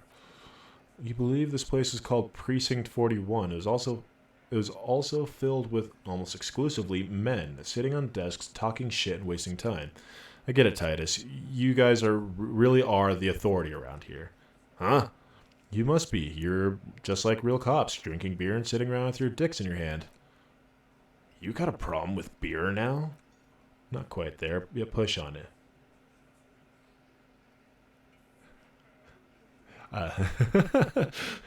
No, I'm also a big fan of beer and jerking off instead of helping people. You say we don't help people? He puts the beer down. I've been doing this job for 10 years. Martinez was a dump before we put this outfit together. They don't know, man. They weren't here.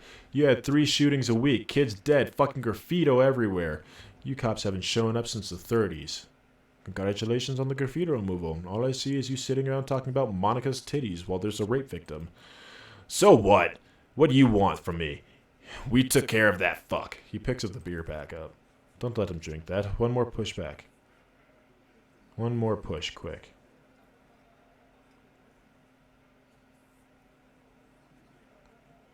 It's not about who did it, it's about the victim. She needs help. She's been raped, she needs counseling, we need to talk to her.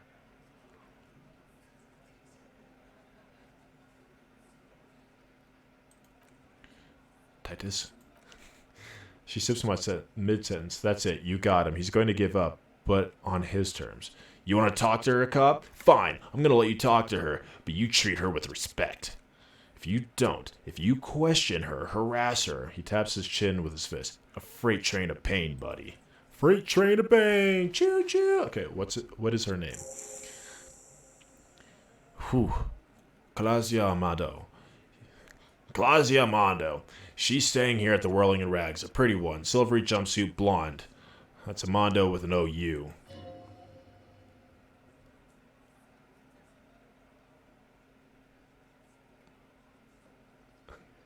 Calasia? Yeah, tall and blonde, 2 rooms up. 2 rooms over from yours. Fuck.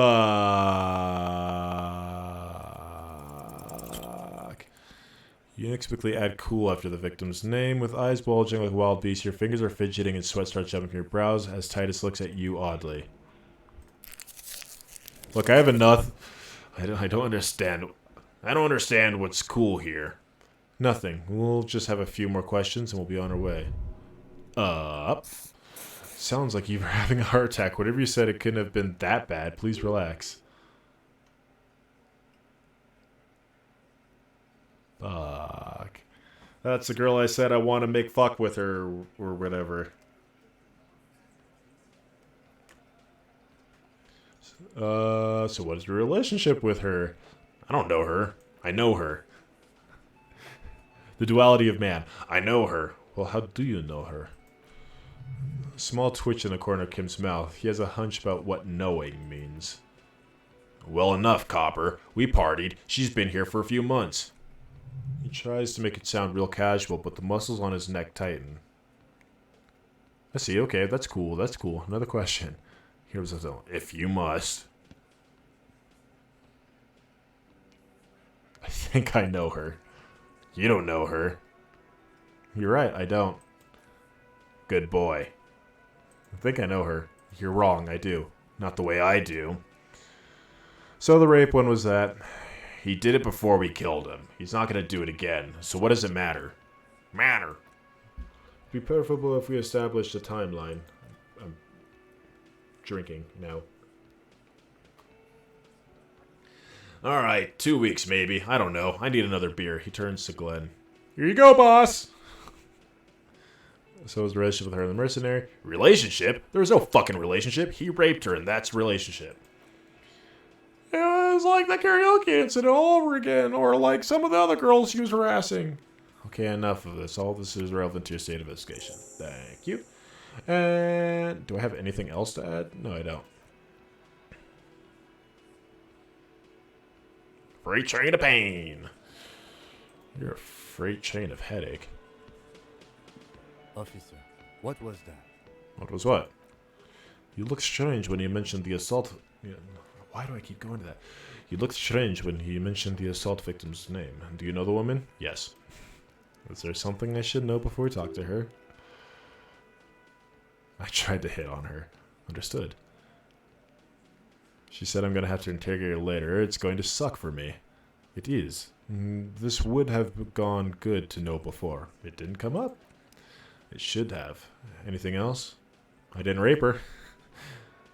What you're saying is you raped her. No? Ice is forming on the inside of your chest cavity. Cold sweat trickles down your neck. No. Now don't ever say that again. Met in the hallway after I woke up. Understood. She knows I didn't remember being a cop. Okay. Alright, Lieutenant. Hey! I wasted a lot of things. Okay. You two suck. Well, at least you on the left.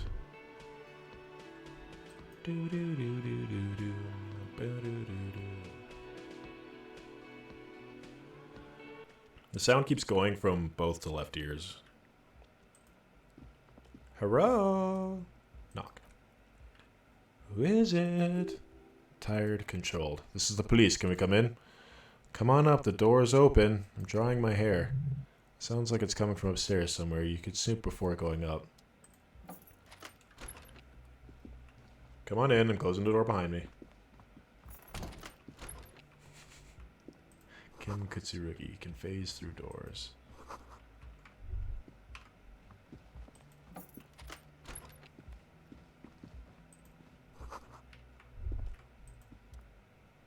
Look at the toothbrush. It's been used quite a lot. Look at the medications. Pharmaceuticals line the shelves, sheet upon sheet, and pill bottle next to pill bottle. Acetylic acid, APAP, eye drops, blood thinner. It's quite the collection here. Anything of note? Search the bottles. Pill bottles rattle like bones as you search the cabinet. Paracetamol, Hispideridol, something in a foreign language you can't read. Behind them, an unusual shaped nasal spray. It's labeled Nacra. Treat opioid overdoses. Interesting. That's used for diamorphine overdoses. You could say he's on the lookout. Search pill sheets. Among some foreign, probably Messenian or Gottwaldian, marked red blister packs you find. What do you find? This is going to take a little know-how. Come on, creepy. Yes.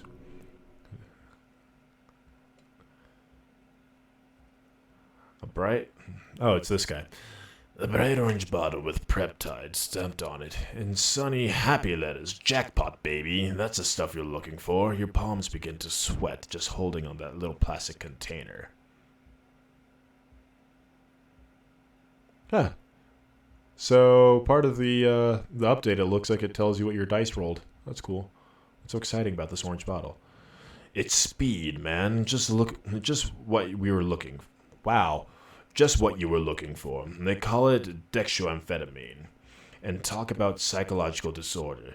And what we're seeing here is scientifically advanced trucker speed. Trucker speed. Lieutenant, I also see a brand called Preptide. Preptide, a euphemism for pharmaceutical amphetamine, prescription speed. The fuck are you waiting for? Let's get super fucking preppy! I don't want to.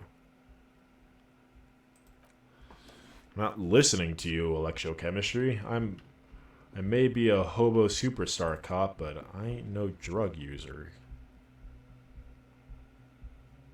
I just give the drugs to kids and hobos so they tell me stories and stuff about things. A bed.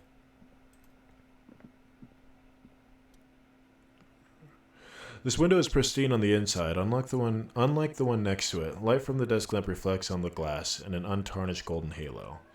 Smooth as ice, there are spots of mud and rain on the outside, even smudges, but the surface of the window is clear from the inside. No chips, no hairline fractures. Following your lead, Lieutenant runs in close to inspect the surface. This window has been recently replaced. Looks like it, yes.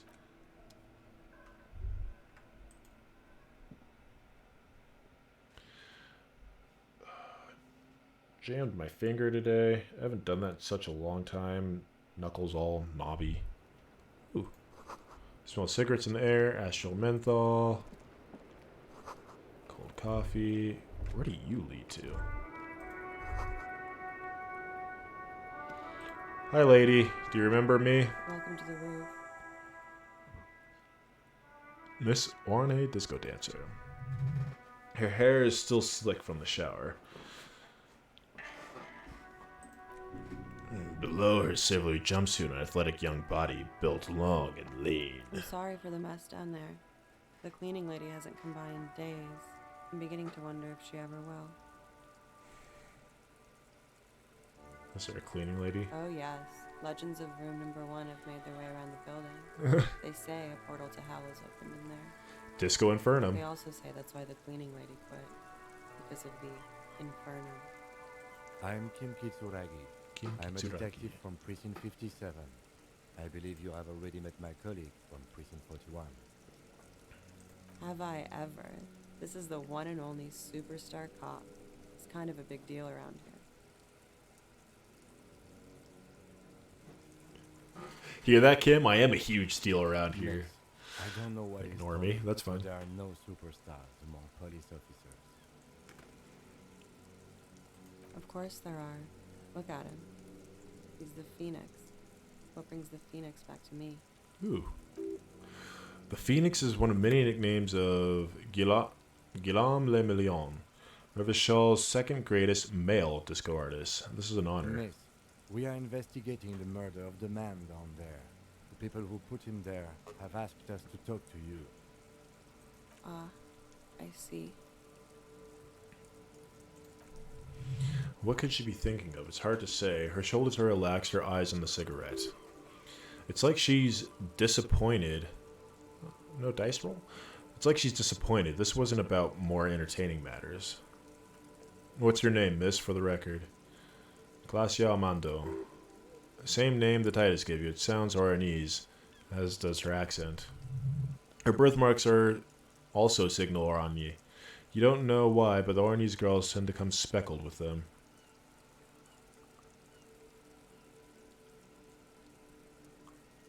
Can I take a look at your passport, please? I'm afraid you can't, officer. Why is that? Because it's buried in a sealed plastic bag at an undisclosed location on the coast, along with cash and airline tickets. Thank you for your candor. Why? They say so in your tourist brochure. Keep your travel documents away from your person when west of the river.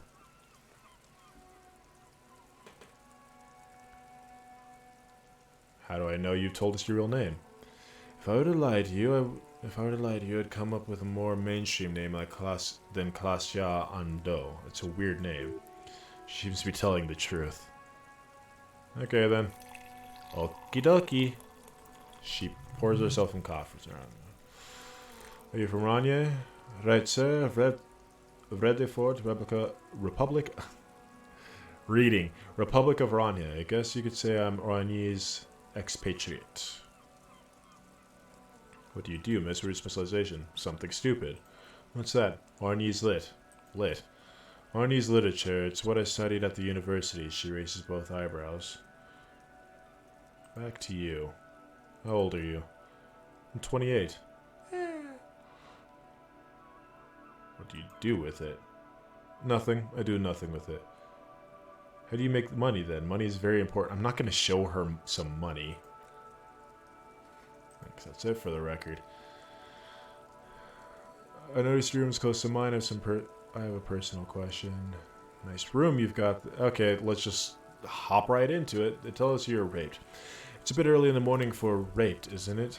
Actually, it's already afternoon. Is it? It is afternoon. Time flies, man. So were you? Yeah, I'm not gonna go with not raped. I don't want to say that shit about him. By him, she must mean the victim. Tell them it's not my style. They'll have to. You know, if they want to jazz it up the charges, they'll have to get someone more rapeable. Ugh. By they, she means the Hardy Boys. Are you saying that you were asked to tell us you were assaulted? Not explicitly, but I understood what they meant. It wouldn't hurt to spice up things a bit. Some assault and battery, sexual assault maybe. It was clear the latter would be spicier. Titus asked you to spice things up. Are you sure you were? I'm not going to ask that. What did happen between you and the victim? Cool. What did happen between you and the victim? We partied.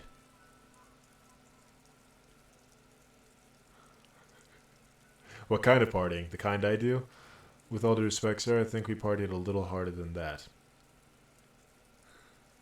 No one parties harder than me. Harder than this? Oh, it is. It is. You're still alive. What did you do when you partied? We drank, sir. A lot, for weeks, basically. We had that effect on each other. We made each other drink harder. That's why I liked him. What else? Stimulants. Speed also has that effect, making you drink harder, and then drinking harder makes you do more speed. It's quite the combination. We also had sex. Were feelings involved? A little. Drugs were good enough, and we did enough of them. How did you two meet? Downstairs, at the bar. He was on some sort of assignment, a military man. As you probably know, he had a cool, scary scar. When was this? A month ago? Something like that.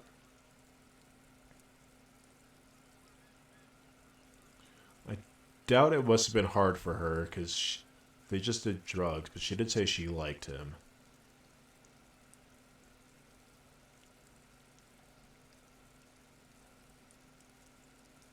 What did they hang him for, if not rape? Oh, what can you tell him about him? I'm sorry, I can't do it. Not right now. Later, maybe. I keep seeing him like he is now. I can't talk about his, I don't know, hair. I know it's a difficult miss. We can return to it later. What'd they hang him for, if not rape? He had something to do with the strike. One has been rolling since I got here. Rotten timing, but you probably know all about it. And his role in the strike was what? I think he was in security detail. He was an ex-military. Worked for Wild Pines and against the Union. We didn't discuss work much, if you know what I mean, but I understand it was dangerous. And they lynched him for it? She nods. Todd decides to spike things up. Pretty much. Warming them. No, he's just warming coffee. Warming her hands. Must have been hard seeing him there. Oh yes, I had a great view from the roof out the bathroom window in my dreams. A bitter cringe. It hurts. You look to the lieutenant. He takes a small step closer. You called us, the RCM. Yes. Jackpot!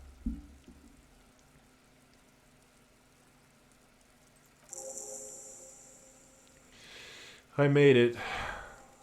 And I would appreciate if you didn't tell everyone. In Martinez, they call it snitching. Reporting crimes is confidential and Revachel, miss. Before we go, if it's snitching, then why do it? That's the caller's voice was disguised. I didn't exactly disguise it. I just muffled the mic and nicked the landline a little. Nicked it how? With nail clippers, and I diverted some radio fuzz into the cold wire. So she's Gart's mystery phone cutter, and in the process, you broke the landline downstairs. Did I? Fuck. I didn't mean to. I had no idea what I was doing. Jigsaw falling into place. This is satisfying. Good catch. I appreciate the symmetry.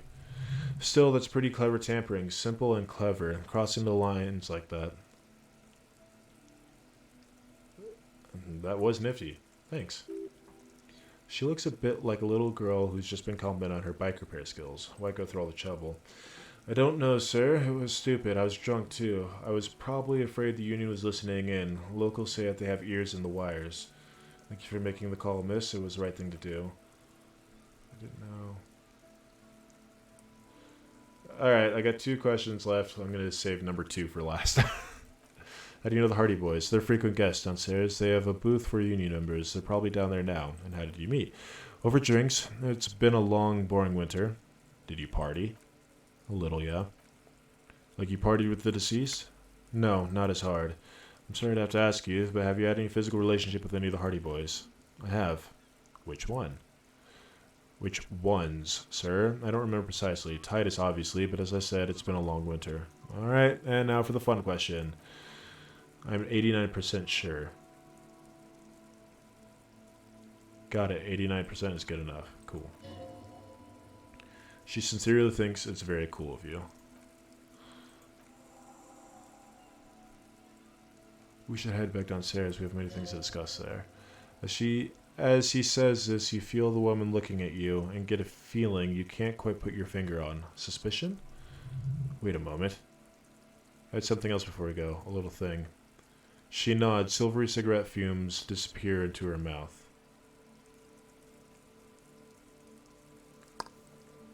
Nice room you've got there. I'm pretty sure. The window is new. It is. What are you doing in the Whirling Rags? I'm wintering. How long have you been staying here? About 4 months. I came in November. Why here? Here in the Whirling Rags, here in Martinez, or where in Revachol? Here in Revachol. I always wanted to see the only city in the world. It's the worst time of that year. It's a tourist thing. Thank you. Put a lot of time and effort into it.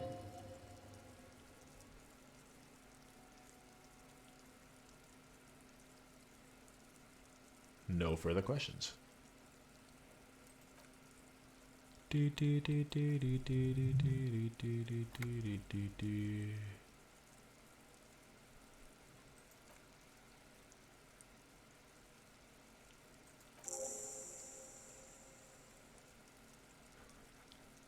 Where were you Sunday night? I need to know what I did before I lost my memory. You do not need to know. You do not need to know that. What you need to ask is normal police questions, like...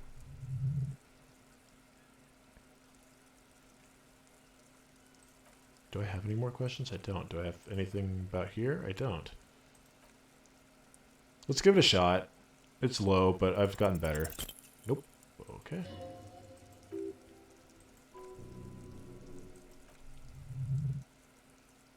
Okay. Oh, my mind went crazy there. She looks back. Times move slow. The triangle of her face rearranging into a weary smile. Don't worry. We will protect you from her beauty. We will consult you through the reefs and sounds of her persona. We will see through deceits. You are shielded. You are wise. You are advised. These are muscles on long, wiry white bones that line her limbs, just below the silver jumpsuit. Mr. One Disco Dancer, you want to put your hand on her back and feel it arch. What is happening? Nothing. Just time passing. Don't worry. You are not a fool. Anything out of the ordinary, you wouldn't be notified. Air moves in your windpipe. Your heart beats. You're a detective. Get back to detecting. Am I being beguiled? She presses her elbows against her waist and slowly turns her head. Her hair brushes her shoulders, making a small hissing sound, almost imperceptible. Avert your eyes. The strange moment ends. It was a brief no longer than 2.2 seconds. Why not? I'm here until 2300, drinking coffee most likely. Where does this door go?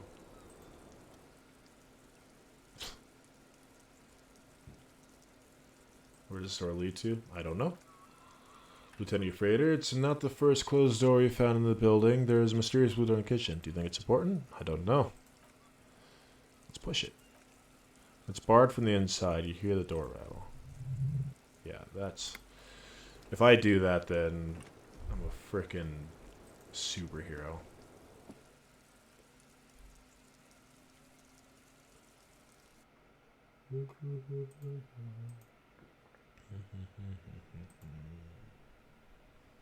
What's up, Kim?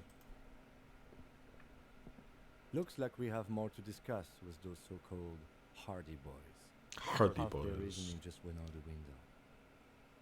You think this will make them cooperate?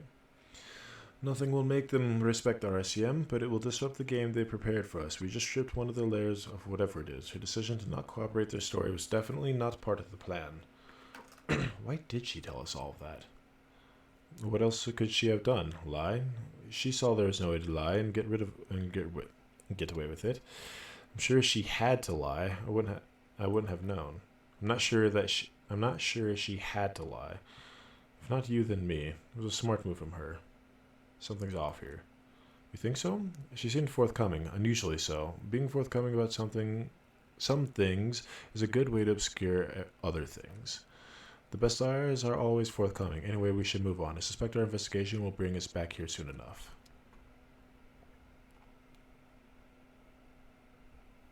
I can't choose. There we go. excuse me.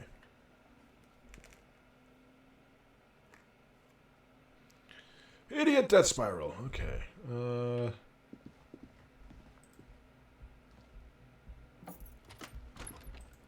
Always close the door.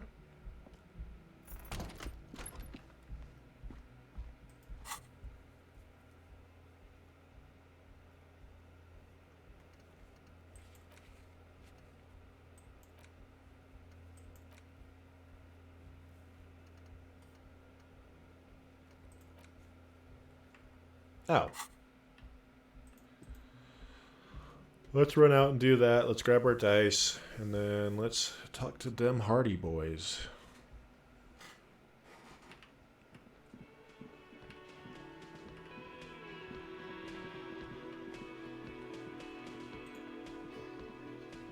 Yes? What is it?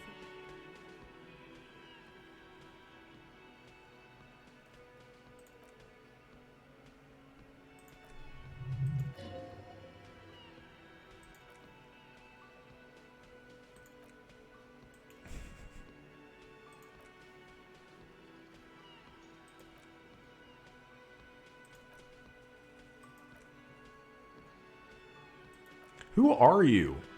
Like that whole conversation, you were just cutting in so she couldn't answer the question. I know I didn't read it out loud, but I'm not getting anything from these two. They're just being stupid.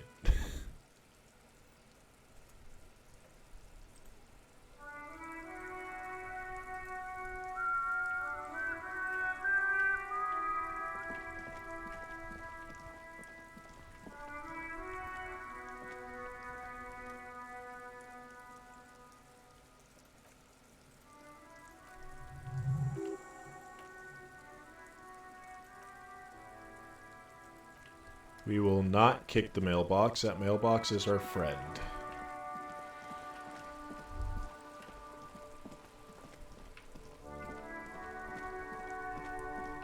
Can I just call from here? Like, is that something I can do? Because that would be nice.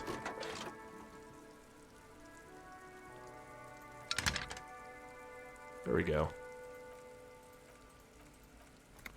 Got the Central Jamrock on the line. Yes, this is Central Jamrock Public Library. How can I help you? Looking for information on Billy Majan. Majan. Billy Majan, you said? Give me a moment. I'll have to check our database. Yes, hello, are you still there? I found Billy Majan's home address. Is that alright? No phone number, fortunately. Yeah, just fine. Here we go. Cape Side Apartments. Apartment number 20. Do you have any other information? It says here that he returned their last book just a few days ago, but I wasn't at work that day. Do you know someone who was? Marie? Marie, do you remember a reader named Billy Majan? They returned a Thibault book the other day. Yes, it was my colleague Marie. She said that it was Billy's husband who returned the book. He also asked for a new sci-fi release, Loose Radios 87. We don't have that. So Billy Majan is a woman and not a man. How did your colleague know that it was her husband? Marie knows Billy. She's been working here longer than me. Sometimes her husband returns some books for her. Do you know her husband's name? Sorry, no. Marie only knows him by sight. Describe the husband. She said he was an older man and that she's pretty sure he had a drink or two the last time she saw him. What was he wearing? 1 second. Sorry, Marie wasn't really paying attention. Thank you.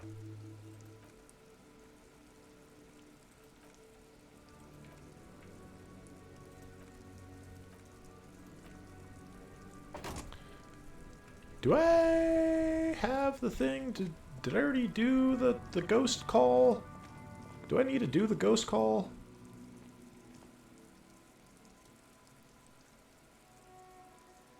Elysium.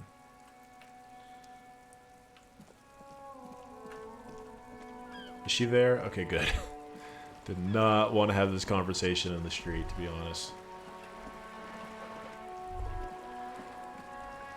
Do I have the thing to do the paint? Oh no, I need to get material for that, and Miss Cindy up here doesn't like me. So we're looking for apartment 20?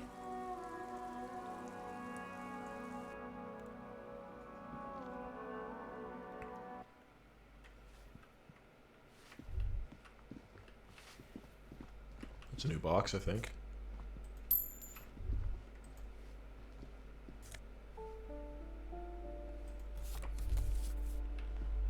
I don't know how to... this one? Panel says 10.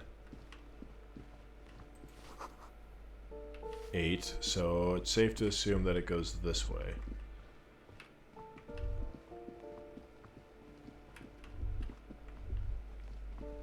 This can't be 20.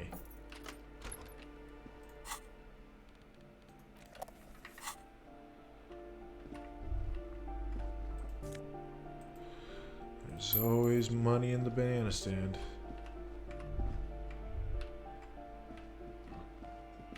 Upstairs, maybe?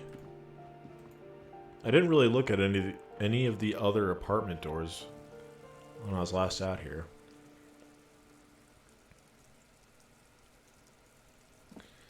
Yeah, the map tab would be nice if I had a map to begin with. More money. Apartment 20. Something smells good. I'm not going to try.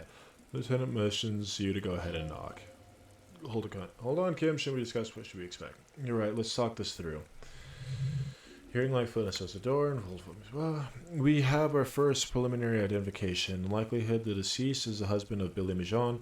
We need to confirm this as well as deliver the death notification to Billy herself. Now, delivering a death notification is never an easy task. There's a reason why it's often called the most stressful part of your job. This is why it's usually done in pairs. You've got this. I'll be monitoring the reactions, ready to act if necessary. Do you have any advice? Dead? You don't say that. You know how they feel. You don't. What if I don't want to do this?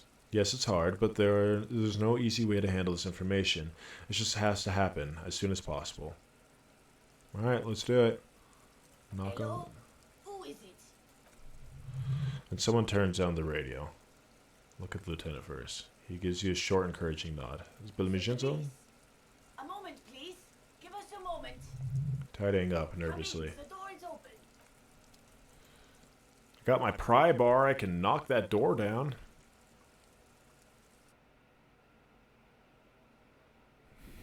I love watching my mouse on the previewer. Alright, let's... Don't run, okay? Take it slow exploring the apartment.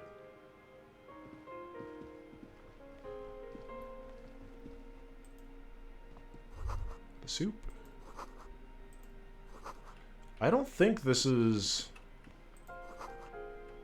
the... I can put away my flashlight. I don't need that. This isn't the lady that we saw in front of the bookstore. Oh, no. That's not good.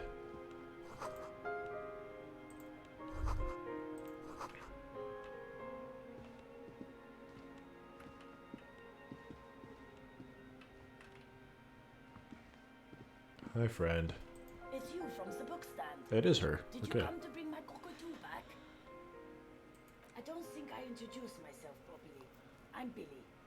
Would you like something to drink? A tea, lemonade? We're out of coffee. Thanks, but I'm alright. Is this about Victor, my husband? He is in some kind of trouble again. I can come pick him up in the station if that's what... She stops, her eyes trying to read answers from your face. Something changed in expression. No, this is much worse. Is he in a hospital? How bad is it? You live here with Victor, right? Your husband? Kim is here. Identified the leather jacket.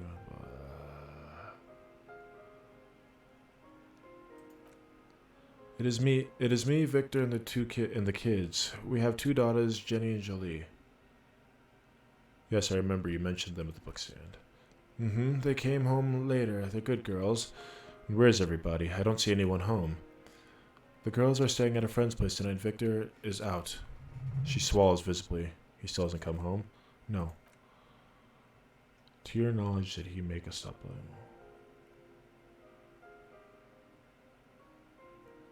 What was he supposed to do in the library? To your knowledge, did he make it to the library? No, I guess I'll find out when he decides to come home. What was the name of the library? Oh, it's in Jamrock, the one on Moe Street. I don't know its official name. Essential Jamrock Public Library? I think, yes. Remind me again of what he was wearing. His old leather jacket. What about the inner... Noticing the features? No, well, the lining is hand well sewn. It's blue. I tried to make it the thing more waterproof since he's running around it in the middle of winter. There's something I have to tell you.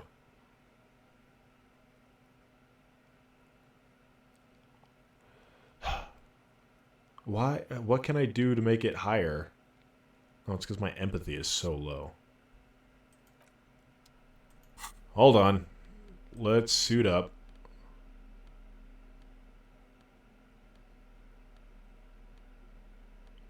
God damn, I have nothing.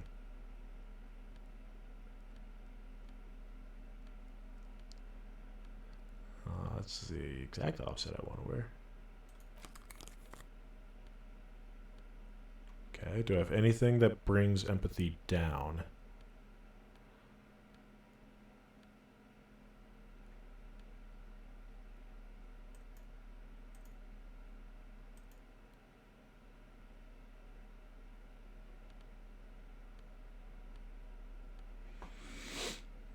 Alright, well, at least I got the glasses on. Hey, lady. Oh, wow, that really brought it up. Okay. You've done this before, just keep your focus. God, do I just say dead like that? No, we don't say dead. Yes, there's one more thing, use that word. No, you've just came. It's fun. What did you say? She said, I'm very sorry for your loss. Oh.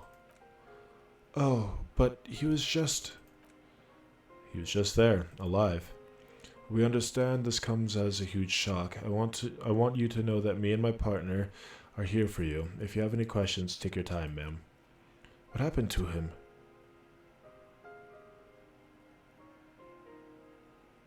It was an accident. He fell through a hole in the boardwalk and hit his head. Was he drunk? Alcohol may have played a role, yes. I see. And you just found him there, lying in the cold? How long has he been there? If you say 2 days, maybe it'll be etched in her mind forever. It's hard to say at this point. She blinks, her eyes welling up in her tears. Here, take this. Yes, thank you. Is there anyone we could call for you? A friend, a family member, someone who could be here for you? No, I just need to tell my girls. Unreal. God, should I call them? Should I tell them to come home? No, a day.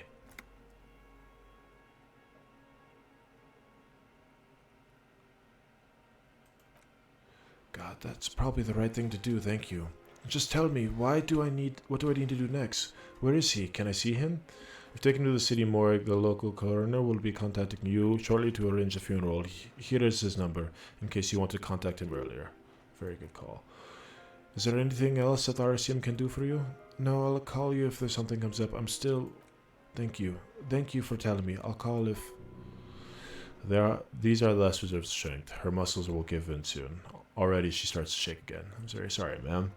Lieutenant nods at the woman, then looks back at you, his voice lowered. We should step outside and talk. So I thought we were going to leave the room.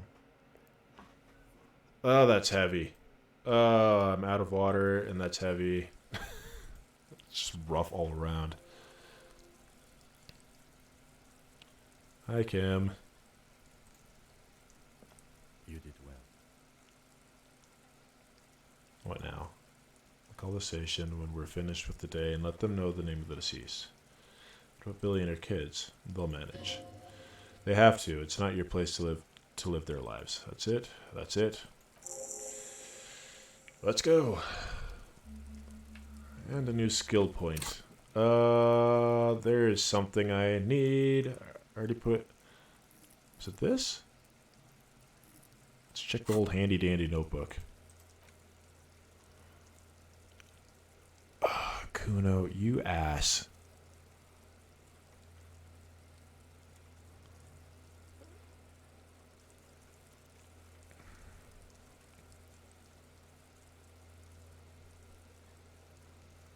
Wait, does that mean I can try Kuno again?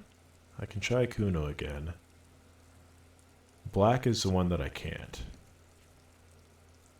I got 2 for Volition. Let's put in Volition. Where are you? Oh, you look pretty good.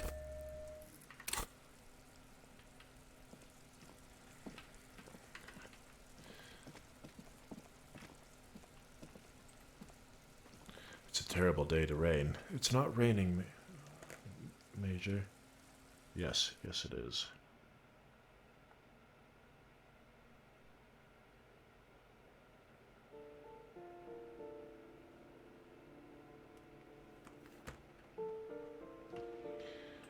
Oh, let's go talk to my favorite character. Just so I can get this voice out of the way. It's Shorzy from Letterkenny mixed with just childish. Bleh. Wait. What did I put it into? I put it in Volition.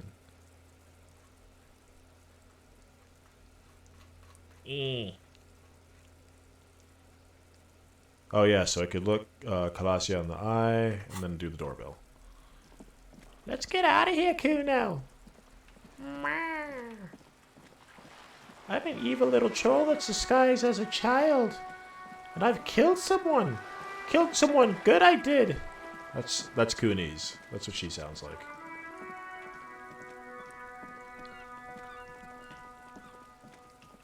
Let's try the doorbell. Not bad. Pass it. Whatever she says, it can't hurt you. You're a different person now. Stronger, healthier, and... Alright, maybe not healthier, but it's a bonus that you've drunk so hard you can't remember any of your past relationships. Oblivion's an ace in your corner. Call her again.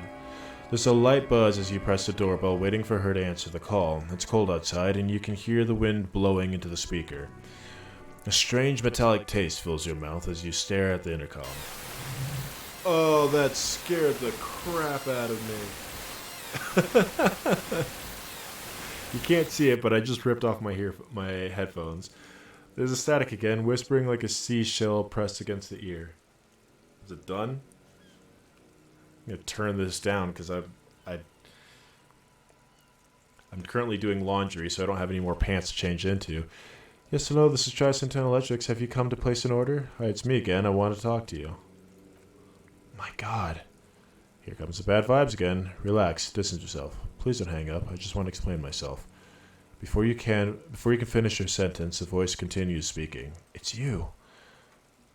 My God, I didn't think I could hear your voice again. Wait, is she? Wait, you're repeating words? Michelle, just please. Even her breathing, the way her voice drops when she finishes a sentence sounds exactly the same. Why did you even call? I don't understand. You've been gone for months. I thought you didn't care. Is this some kind of joke? Doesn't matter what I say, you're going to continue, right? The voice from the intercom doesn't answer, but you can hear her breathing. Wind blows into your microphone again, crackling and echoing in the box. Your hands are getting cold, and your breathing becomes visible, forming small silvery puffs in the air. Is it over? Can we talk now? Ever since I came to work here, it's been different. As if my mind's been wiped clean. Say nothing. It's so nice. It's so nice to be able to finally forget about you. And then it hits you. You're recording. She tries again not to cry, and still doesn't succeed completely. Her quiet sobs sound old and distant, as if her voice is being played off a wax cylinder. Just recording here, and I thought, the sound melts into static from a long-distance phone call. From time to time, you can hear people talking in the distance, but you can't make out any words. This is where you hung up the call last time, but the recording is still going. Keep listening. A phone rings in the office with an old-fashioned chime, and someone walks by in a pair of heels. Give me a second. The static is like a warm blanket wrapped around the sound. Is anyone there? No one replies, but the static grows stronger like rainfall. Then a female voice speaks out, completely different from the old one, glorious and total somehow, crawling inside your head. Her words are too cold to comprehend. She smells of sodium lights and rain streaks on car windows.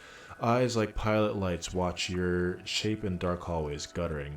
soul. It is a recording trapped in the circuitry from some ancient tenet. This sometimes happens. I think it's safe for me to turn up my thing again. We have other mysteries solved. Something weird just happened to me. Don't take this the wrong way, but during your short stint together, something weird is almost always happening to you. Hey, Kuno. I've got some empathy with your name on it, Kuno. Little boy.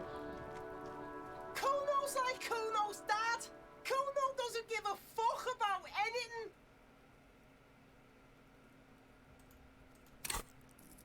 I thought my empathy was good.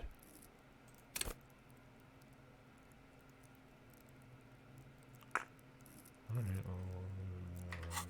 8%. Yeah, I didn't think so.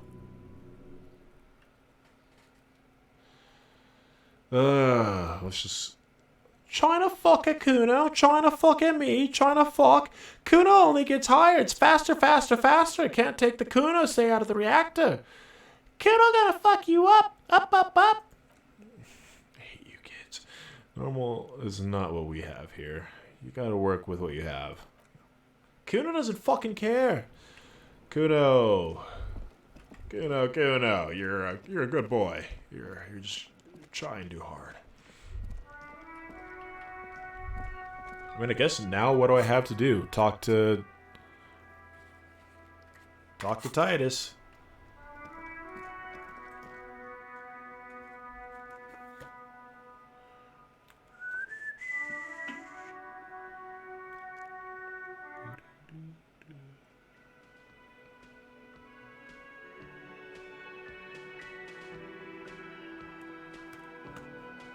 Hey, Big Papa T. What's going on? Are still hanging around. What is it now? Glacia says she wasn't raped. Or bi. That works too. Clowns are still hanging around. Shut up. What is it now? Fuck. I knew that fucking whore couldn't be trusted. For the record, Titus Hardy did not explicitly specify the victim as a whore, nor did he say anything about trusting her. Oh, shut up and stay out of this, Liz. He raped her. He was out of his fucking mind. You have no idea. She's just in denial, asshole. You don't understand the traumatic experience. She's just shutting down. She doesn't fucking trust you. I'm so glad I gave this guy a high-pitched voice in the session. Yeah, she's crazy, you know? She's a crazy bitch. You know the type? She's fucked up. He's Armin. That's Armin from Team 4 Stars. Attack on Titan Abridged. This is just a version. Stay on track. Cut the bullshit. She told me the truth. Lawman, I'm at the end of my goddamn rope with you. I fucking told you not to push her. His hands become fists. And you went and pushed her. I'm going to fucking hit you. Duck. Titus Hardy. Success. Titus backs off. Fist down, everybody. Fist down, everybody. God damn, no one tells you to put your fist down. Everard personally sent me to take care of this. If this goes south, we'll all be in the shit. But you, Titus Hardy, are going to be buried. Am I understood? When she's angry, she emphasizes the S. It gives her voice a strange hypnotic quality. Her lips barely move as she speaks. Frankly, it's a bit terrifying. Someone has to rush in to break the tension. The second in command.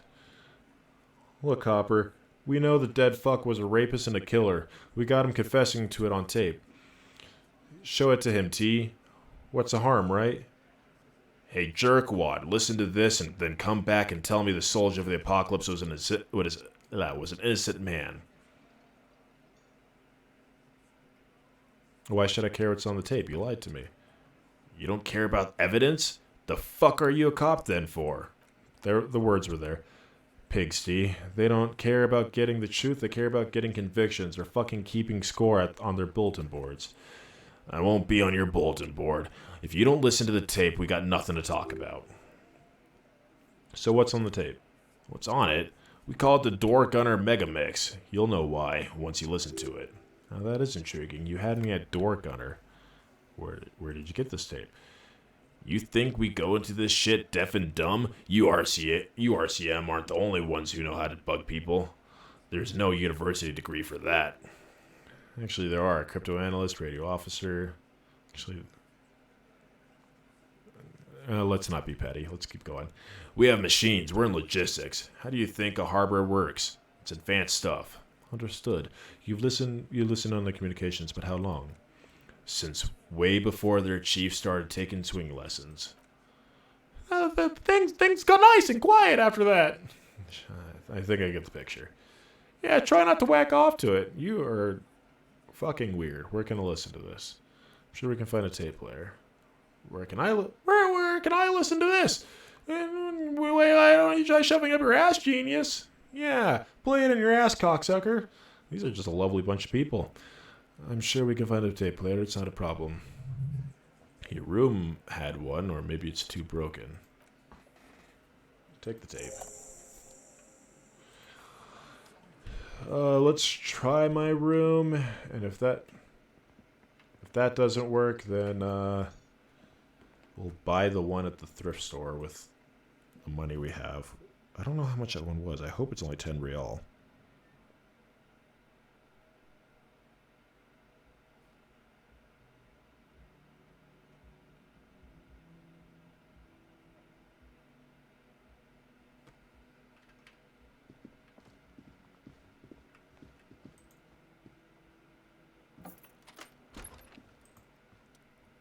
The compact tape player is still in silence. Seems it has completely broken down.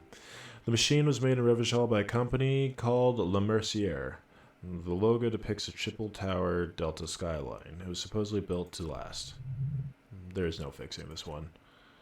This would have been very helpful with the Mega Mix, but it isn't anymore. Yeah, any ideas? My key only comes with radio. Let's try a new tape player. Perhaps we should talk to Roy at the pawn shop? He has stuff. Yeah! Roy! Pawn shop! Mega Mix! Hangings and lynchings and all that fun stuff.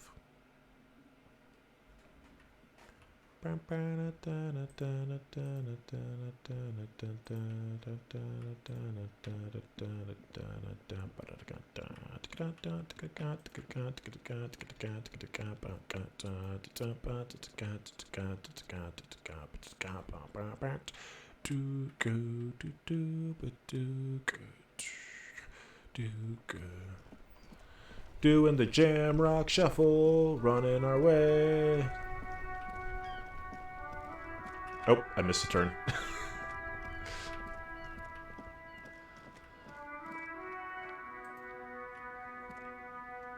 I couldn't talk to those guys who were working on the water lock, which is unfortunate.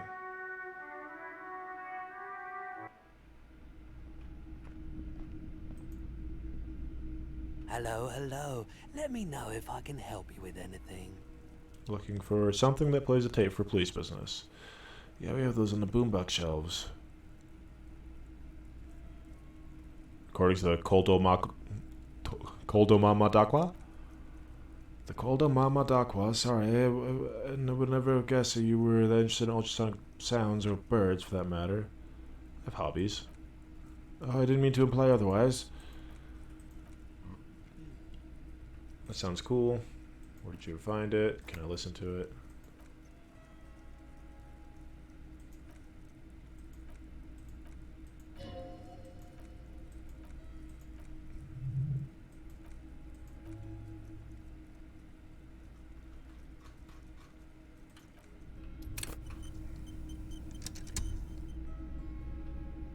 Is it up here?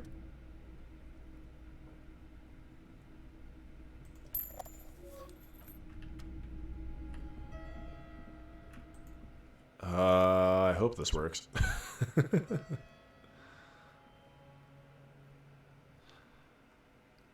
Oh, shoot. Yeah, I guess I could put something in endurance when I get a chance.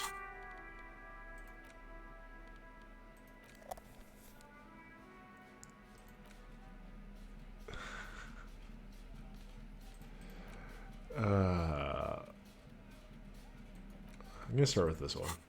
Press play on the tape. You press play on the large button mark commence, the tape starts spinning. There's a small delay, but the song starts playing. Let's keep it at a harmless distance. Organ starts playing a simple melodic tune, echoing in the hallway. A lone singing voice joins in, telling you about the tiniest church in St. Saïn surrounding by an even tinier yard. You almost feel the seaside mist on your skin. It's mega sad. Within seconds, you know this is the one. The real shit you've been looking for. The one you trash your room to. This one tells it like it is. This is your tune. Could I sing it for karaoke? Of course you could sing this. You could take sad to a whole new level with this, and you already know the lyrics since you've listened to it like a million times. Yep, they're all there, all 3 verses. And the B-side of the tape contains the instrumental version. It's like the world itself is telling you to do it. Only one obstacle stands in your way. What? Gart. You have to convince Gart to let you sing karaoke in the whirling. After you've won him over, you can express yourself. Let the pain out. Make everyone understand. Lieutenant looks at you as you remove the tape from the boombox. He doesn't say anything. Okay.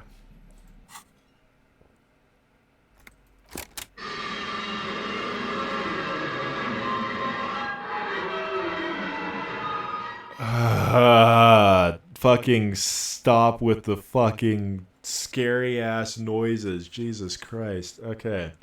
You push the commencer. This isn't Revachol. This is a fucking village. I can almost see the elephants. The harbor. That's the sound of the Culveson crane. When this shit is done, I'm gonna tear that place up. Soldier the Apocalypse style. Kill shit, dogs, and chickens too. Gonna rent a room. Cordy, a real nice one. I don't give a shit. I'm fucking done. I'm done mentally. I'll fucking do them all in. Rape the disco cunt on the counter. You know, the dancer whore upstairs. Do it Kohoi style. Never did get that taste out of my mouth. Sensi. Lieutenant presses a button marked Eriter on her porter reel. The tape stops spinning. What was that at the very end? Silence? And the recording. What do you think? It seemed authentic enough, probably recorded off their shortwave, then edited to seem more incriminating. He sounded like he was on patrol around the harbor walls. I agree, he also sounded inebriated. Still. Who's this Cordy? One of the mercenaries, I think. The one he was talking to. A friend of his? Kohoi? The village on the Samaranisla in South Safre. Grod committed war crimes there, the kind of thing he talks about. You think he is there? Who knows? Maybe the tattoos would have an answer, or maybe Kohoi is just a merc talk for atrocity, slaughter. Okay then, now what? I think we've got a few more questions for Clausia, don't you? This seems to be contradict her testimony. At least to some degree. Shit. No, well, let's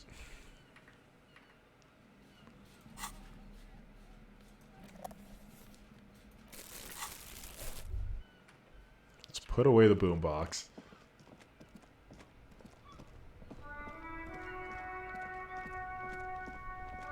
I feel like I have questions for Joyce.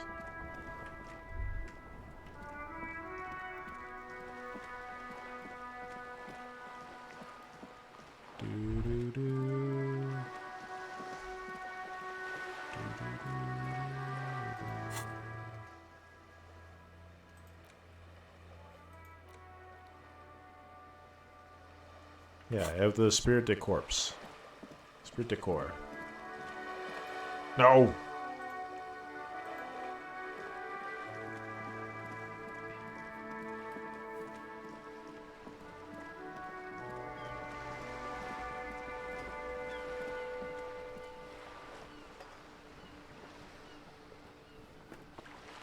Hi, Joyce. You're back. Good. What can I help you with? Found a badge. By love, you did. Fast observantly, like an electronic printer. Pleased to meet you, Lieutenant W. Frere de Bois. I'm glad to see a man of high qualification. The situation is precarious. What can I help you with, Lieutenant Frere? What about you? How about you share your information on the lynching now that you've seen its badge? The goalposts have moved, Lieutenant. In the absence of the badge, I have informed my employer there will be a probe. I cannot rescind the promise. To my knowledge, the drivers are still at the roundabout. I will tell you everything I know when you finish with them.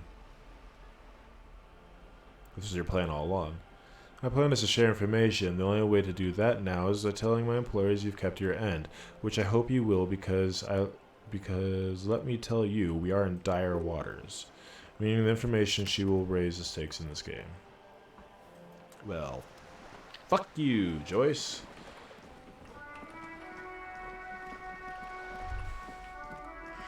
I come to you with a badge and maybe a gun. You probably know I don't have a gun. All high and mighty and official like you wanted me to, and you say nay. Do I have something for you? Are you in that? Hello again,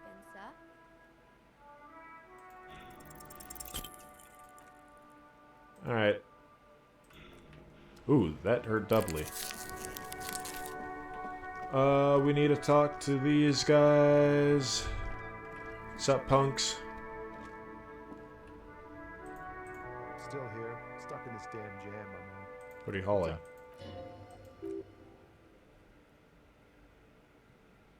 I've always wanted a friend in the underworld. Ha, no, I'm joking, my man.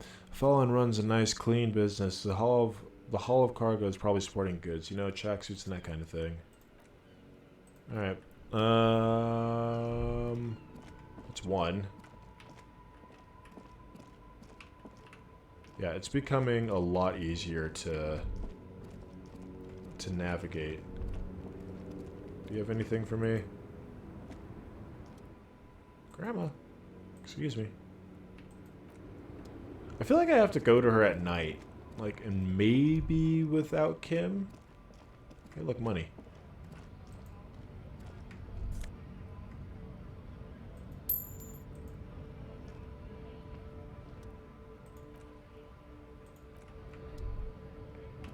I'm not gonna talk to Shouty Man just yet.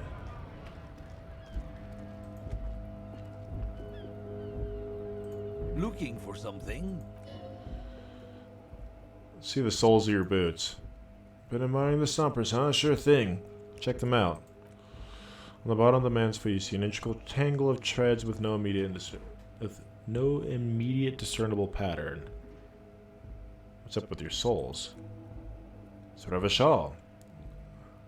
Where did you get boots like that? Custom made. Cost me a pretty penny. But why? For when the invasion comes.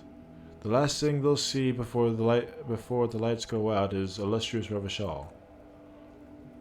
Doesn't look like the lieutenant cares. He just makes a little note.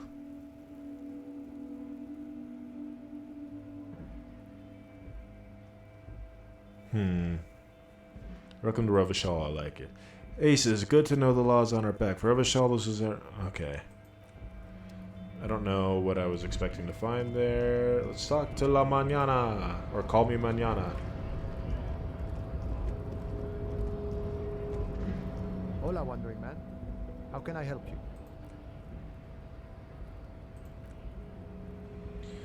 Who do you think killed the hangman? The mercenary, aye? Who could have killed him? Who could have killed him? Indeed, the question. Why even do such a thing? Everett says Titus boys are there. That's so. I haven't heard anything about that, but if that's true, well, he was an enemy combatant. Hold up, what does that mean?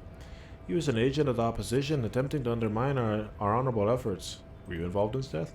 I ain't the murdering type, but that's just me. Large organizations like our union will have all sorts of men with all sorts of skills. He believes the Hardy boys can have done it. Shouty boy?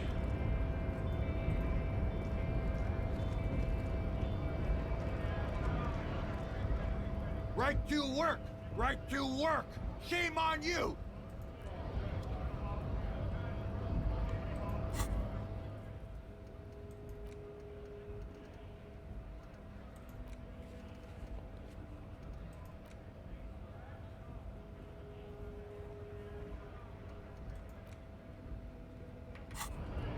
Didn't they say that Joyce would probably be the one who knows about the tattoos? And I'm pretty sure I need to wait for Kim to leave. Santa Clausia.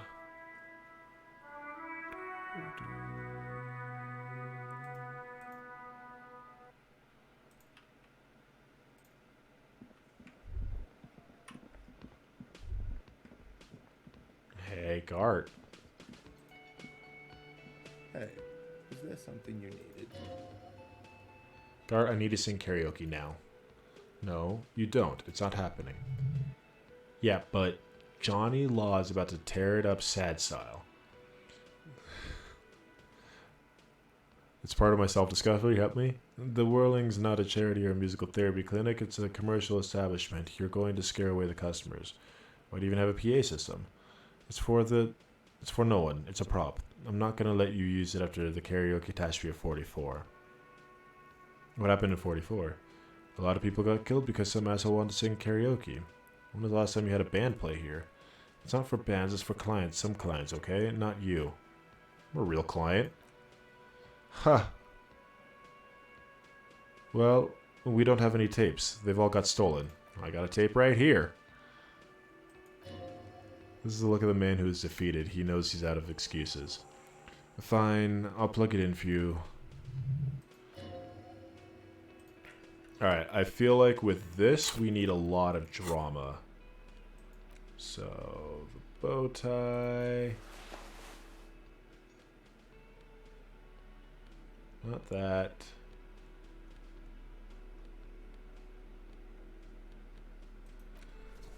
Silk.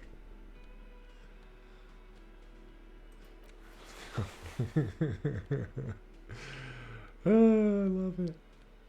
Okay. Wait, is anything taking away from drama, though? You can't have that.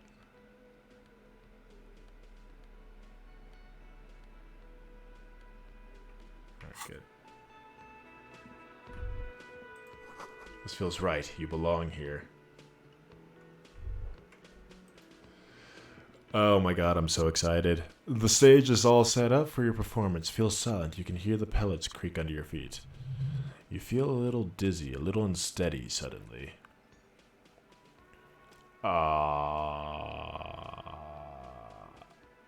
Let's just go for it. Yes! The air is thick with anticipation. The tape clicks with the carousel, then the music starts. Carousel. I'm so glad I succeeded.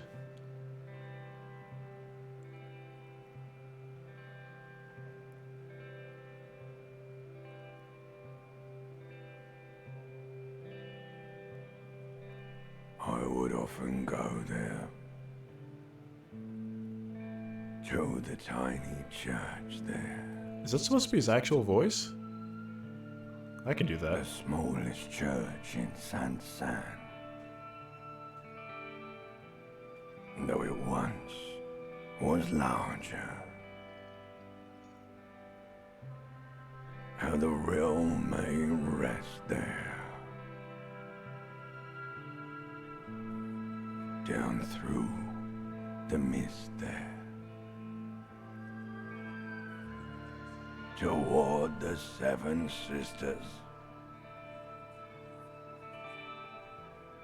Toward those pale cliffs there. I would often stay there. In that tiny yard there. I have been so glad here. Looking forward to the past here. It also gives me a chance to differentiate between Kim But now, and Henry Dubois. You are all alone. None of this matters.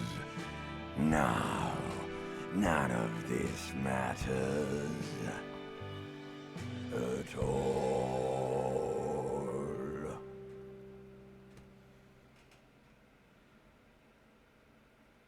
Hell yeah. Oh wait, it's the same voice. my time to shine. I would often go there to the tiniest church there, the smallest church in St. Signese, though it was once larger. How real may rest down through the mist there, toward the Seven Sisters, toward those pale cliffs there. I would often say then, in the tiny yard there, I've been so glad there, looking forward to the past here. I messed up. But now you are alone, none of this all matters at all. A rather lonely applause echoes through the mostly empty cafeteria. It's Gart. Not bad, he tells you with a nodding approval. Yes, not bad at all. Thank you, ancient reptilian brain. No reply. There is silence now in the deep where the voice came from. It has receded into you to return only in the dreams and nightmares. Thank you, friends. I don't need big crowds. I just need my friends. Okay, yes, I'm going to unplug the microphone so you can't, because you can get off stage now. So what now?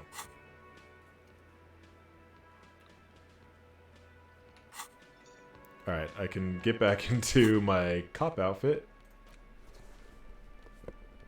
What was I wearing?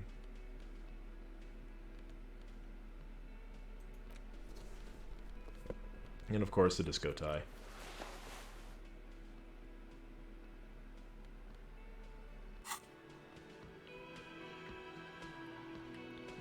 Bet you didn't know your partner here could sing quite the sad song, huh? I hope that just gives me bonuses for whoever I talk to inside the cafeteria. You can go pick up some dice.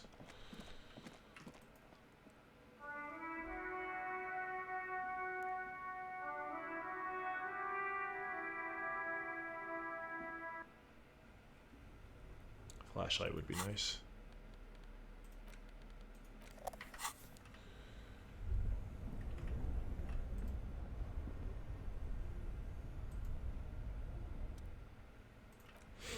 We're not going to do anything of the sort. I don't have the pry bar for that. What the? What are you? Oh, I'm pushing buttons.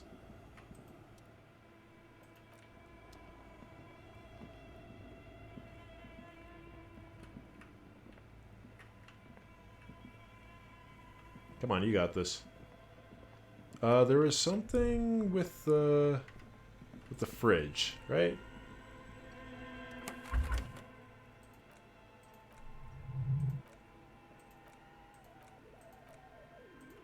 Guess not. Okay.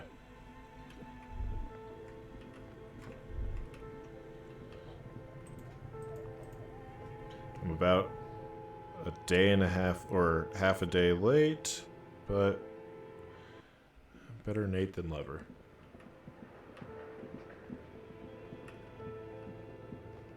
Got people run, run like the wind. Got people screw, screw like the wind.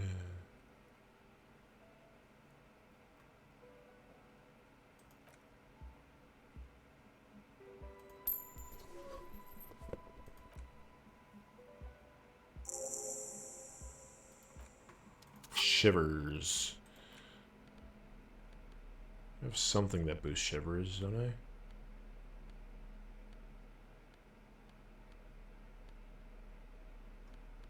Don't you boost shivers? You don't.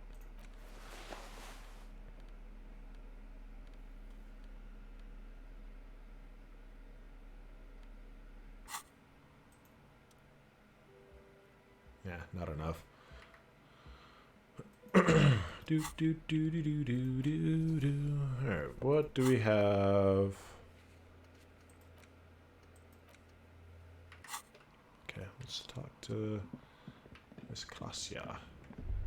There's nothing over here.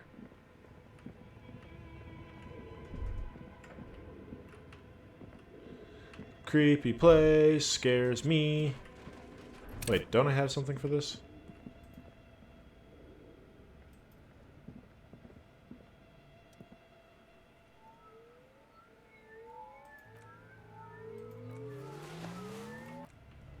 Guess not. I didn't want to hear that creepy whirling noise anymore anyways.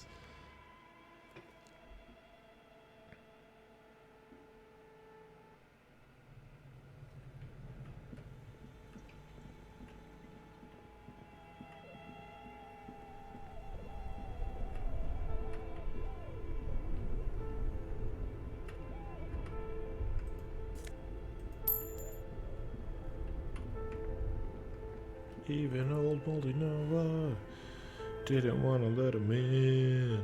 Cat people. Whoa, whoa, whoa, whoa. All right. I see them cat people. Okay. Kalasia, who I think I've called Katya like twice now. And this is probably where I end it. 3-hour stream's pretty good. Pretty good indeed. Do you got anything for me? Again, I can't believe this shit. I don't think so. You're a dick.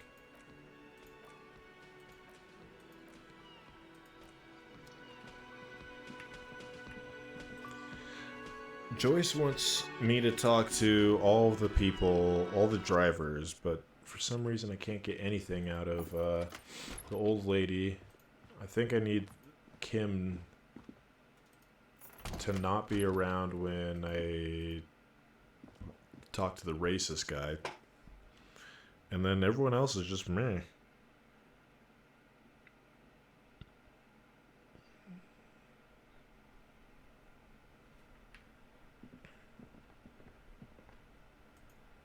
I hate that you have to click on the doormat.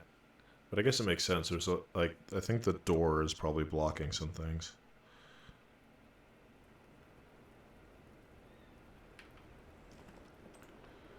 Making some headway. Officer, it's a fine day for questions. Volition. Hold on. I don't think I have anything for volition. I have nothing taking it down, though. Are you volition? You are. Okay. Officer, it's a fine day for questions. Titus Hardy gave us a recording where the deceased states his intention to commit rape. The soft ring is a porcelain meets a metal tape. Did he? I never said he was a good man, or that he has good intentions, only that he was never bad to me. She doesn't care. If anything, she sounds amused. On this tape, he specifically identifies you as the target. Where did they get this recording exactly? It's intercepted radio chatter of the deceased, recording via de-encryption station. It's authentic enough. Does he says he's going to do it Soldier of Apocalypse style? Those are exact words he used. Yeah, that was practically his pickup line. Did he say whores a lot, or he pretty much on the verge of doing it Coho style? Yep. He liked the way it sounded when he said it. As to Cohoy, he wasn't actually there. He didn't do a tour, or at least he didn't tell me he did. Would have been overkill anyways.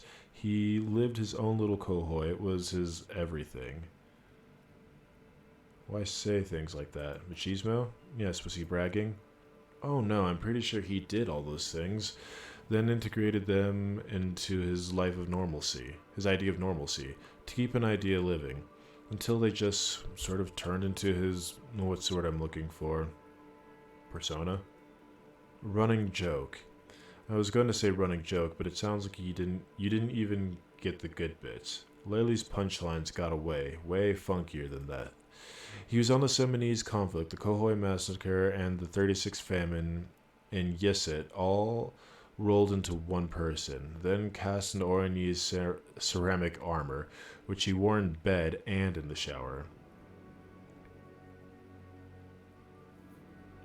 Weren't you afraid?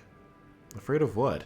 The tape the Hardy Boys recorded? Your mother probably never told you this, but girls are evil. Had I the physical robustness and social support, I'd be in Cohoy. I would be tearing it up Soldier of Apocalypse style. Did he tell you he had actually done any of these things here in Martinez, I mean? No, we were too busy laying waste our own nervous systems to direct any of the fury outward. He seemed happy, I guess, at ease, as such a man like him could be. Thank you for clearing that up, miss. Whenever you're ready, I'm interested to hear what Titus Hardy has to say now. Let's try it again. Yeah, it's worth a try. And then the mind goes crazy.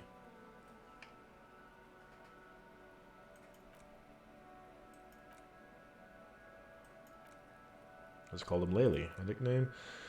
I guess he came from Lelystad. It's short for that, and it was his army name apparently. He said his real name wasn't his. I tried to pry it out of him, but it's no use. Lelystad, that's a good start.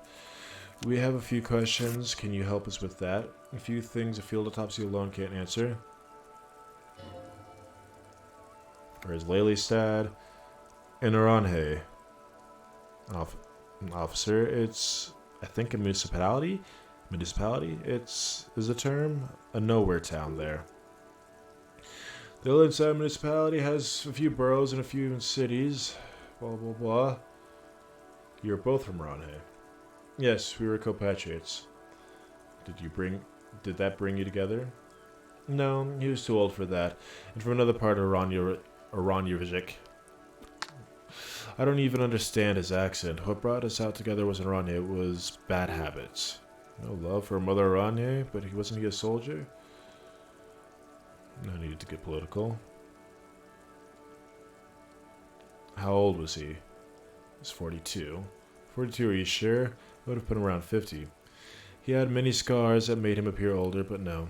We even celebrated his birthday like some weeks ago. It was funny. It was a funny 2 days. He had little reason to lie to me. We're slightly off then. Thank you for clearing that up. The adversary won. His eye color. Blue, light blue. They were like little blue galaxies, you know? It was strange seeing those eyes in his fucked up face. Pardon the swearing. I do him an injustice. He wasn't ugly. And he had a beautiful soft voice. Very surprising. What with all the scarring, it was quite something watching him speak. He had a combat wound on his chin and mouth? Yes, severe. She seems to enjoy the word. It made him look like half his face was cracking away in some strange smile. That and those eyes. Oh yes, his hair, if you can remember. It was light brown, almost blonde. He darkened it with some brilliantine, made it oily. Not nice to stroke. I couldn't convince him to leave it alone. Oh, that. What did it represent, do you know? It was a map of his life and the places he had visited as a soldier. It was mostly for showing off to chicks, though. How so? How? Imagine him laying in bed, freakish musculature laid out on the sheets, scarred, of course, tattooed. The sheets are dirty for some reason. Is this Rani's lit? Don't interrupt. He's smoking and drinking, of course, and his chest and shoulders and arms are studded with stars, tens and hundreds of them, maybe even thousands. And the lady goes like, what was this, baby? And she says, that was too hardcore. Don't ask me about that. She goes, okay, but what's this, baby? And he's like, saw some bad shit there. Killed some loincloths. And so it goes, star after star, port after port, third world country after third world country, and he's done horrible things in every single one of them. You were the woman in this? Oh yeah. Can you tell us precisely what these mean? No, thank you. I've seen enough of him dead. I can tell you what they meant without looking at them. Go on. He was a blue-eyed boy with thick arms from a small town. He was also poor, and the government of Ronhan needed some people killed, so they turned him into a grotesque killer for money. He went to Killer Academy in Veradfort. Then he killed some people in the Seminane Islands, and on the other islands too. All of the islands. After this, he came to Revachol and got killed himself.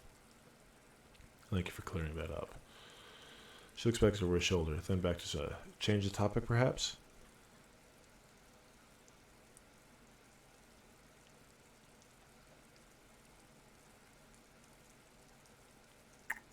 Could it be you loved him? Very well could be, yes. What do you mean? What do I mean? I have no idea. I don't even know what you mean. Loved it him in? What does that mean? Okay, then another question. Something miraculous coming, he told me. The lieutenant blinks. His expression does not change. Alright, let's see where this is going. From way out in the northwest, he told me. Cool. Yay! Alright.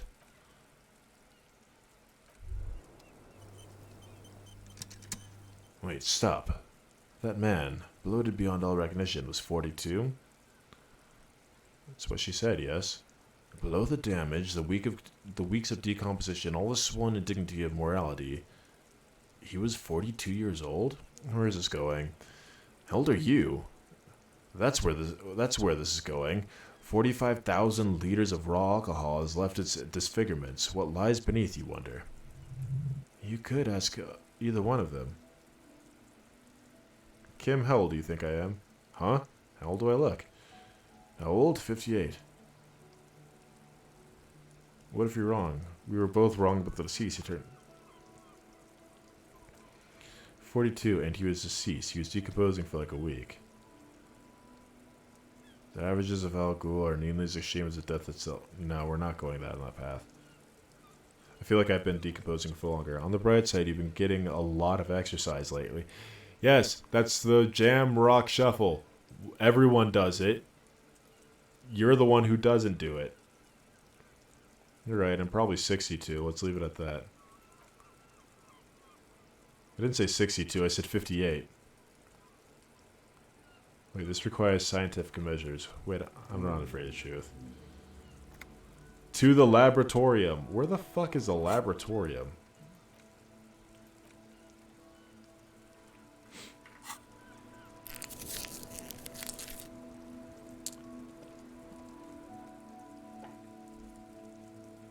Alright, let's find one more place to test out our old skills. Ooh.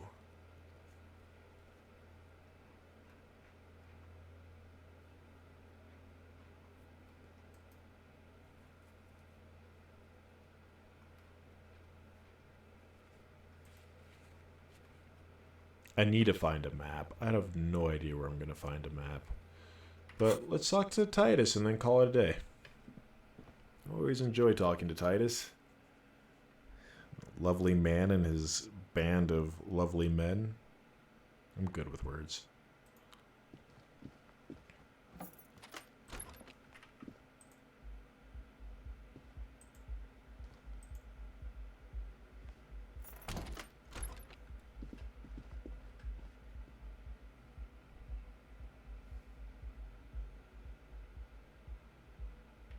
And then after this, we'll end the stream. We got a lot of stuff done. Hey, Big T, man. The clowns are still hanging around. Yep, so I talked to Klaus about the cape. And? Nothing. She stands by what she said.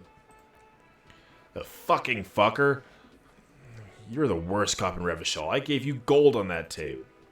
No, that fucker wasn't aimed at you, it was aimed at her.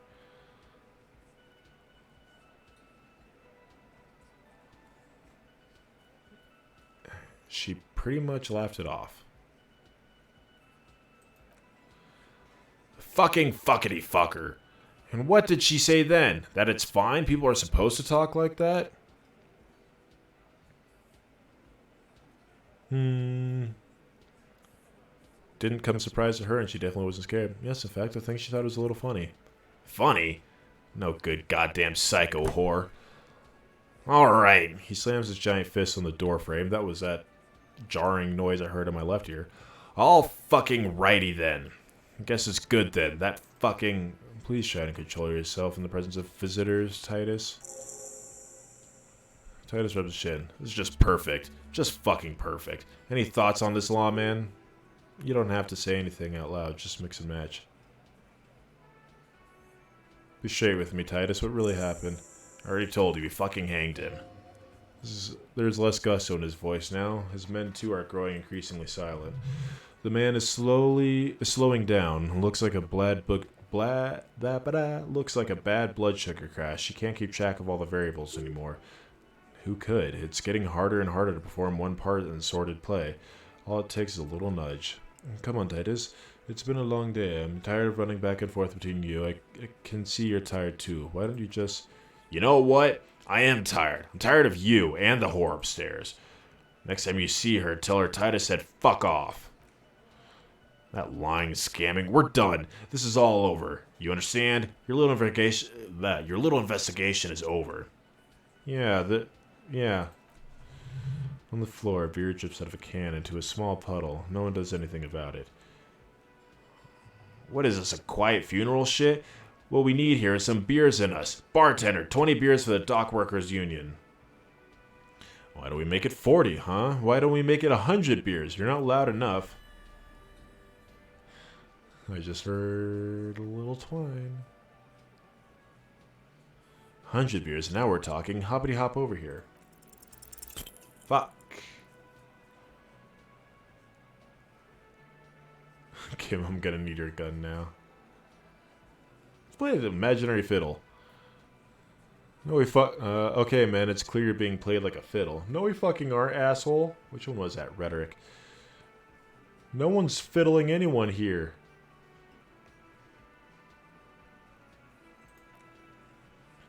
No, Glenn, I want to hear this. Who do you think is the fucking fiddle? The hunter becomes the hunted.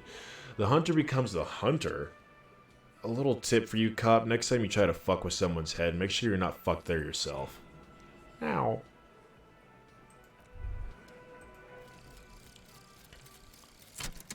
Yay! The Golda Mama Takwa.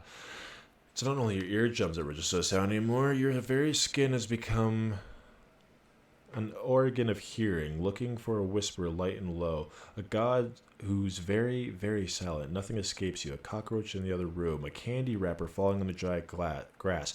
A drunk falling from a chair in a bar 20 meters away. In fact, you haven't heard the Kolda Mama Dakwa, but you have discovered that you have amazing hearing. It must be the only part of you alcohol hasn't drowned out. Keep listening. Okay, originally I did want to unlock that, but we're going to put some in rhetoric. And then we're going to change my clothes to rhetoric stuff. First getting rid of anything that will hurt my rhetoric. Cool. And then anything that will boost my rhetoric.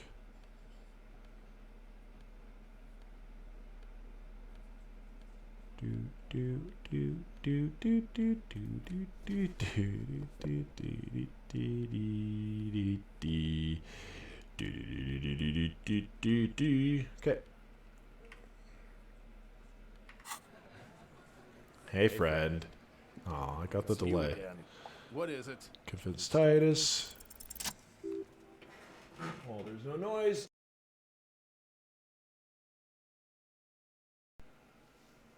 Convince Titus he's being manipulated. Bad idea. Bringing her up will do no good. You should know by now Titus will never falter. But you knew someone whose will. One of those boys will. Fat Angus, powerful guy, Mr. All Muscle. The time has come. Put him in the pressure cooker. That's it. Case closed. We're going home, Kim. Huh? He'll get it. Go on. Write it down, Kim and Martinez. They just kill you because they don't like you. Got it. Kill you because they don't like you. All because...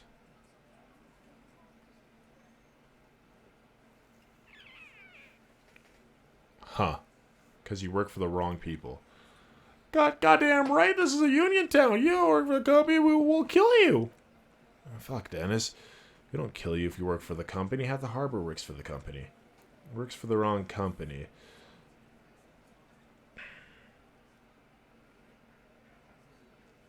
I just hang you like the Dark Ages. Make a display of your corpse. I club you from behind, string you up, and go back to drinking. It's cool, guys. You drag them out back, light their corpses on fire, and piss on them. You don't care. That's the hanging one. It wasn't that. It wasn't. We just couldn't get him down, okay? That's it, the weak one. You flushed him out. Now go in for the... Officer, you will be next if you don't shut up. He's on to you. He knows what you're doing. Get him down. Or what, you're gonna kill me? Like you killed him for no fucking reason? What happens if I... So, Theo is a strong one, and he definitely knows what's going on, so we won't address him. We'll just turn to Angus. Or what? Wait, we know his voice now. Or what? You're going to kill me like you killed him? For no fucking reason? We didn't kill him. We didn't even hang him. He was dead when... Shut up, Angus. He was dead before you hanged him. Fatty! Fatty! Say no more. Things will go to the cops and all. Dennis, stand down or I'll beat your head in. Theo, take your hand off your belt. This isn't 31. I've got this under control. The room falls silent, so quiet you can hear Angus wheeze. Angie, where's your goddamn inhaler? You sound like you're dying. I left it at home. I can't get it. I'm too fucked. I'm sorry. Why are you so fucking fat, Angus? Now it's all pointless. Because of you, you wasted my time. I told you, Titus. I told you just to give her up. She's got a very similar voice to Titus, apparently. Lizzie, your help is no longer needed here. Go tell Everard. Fine, I'll tell him after a long walk along the coast. She walks off without looking back. You're in. He's all yours. Question.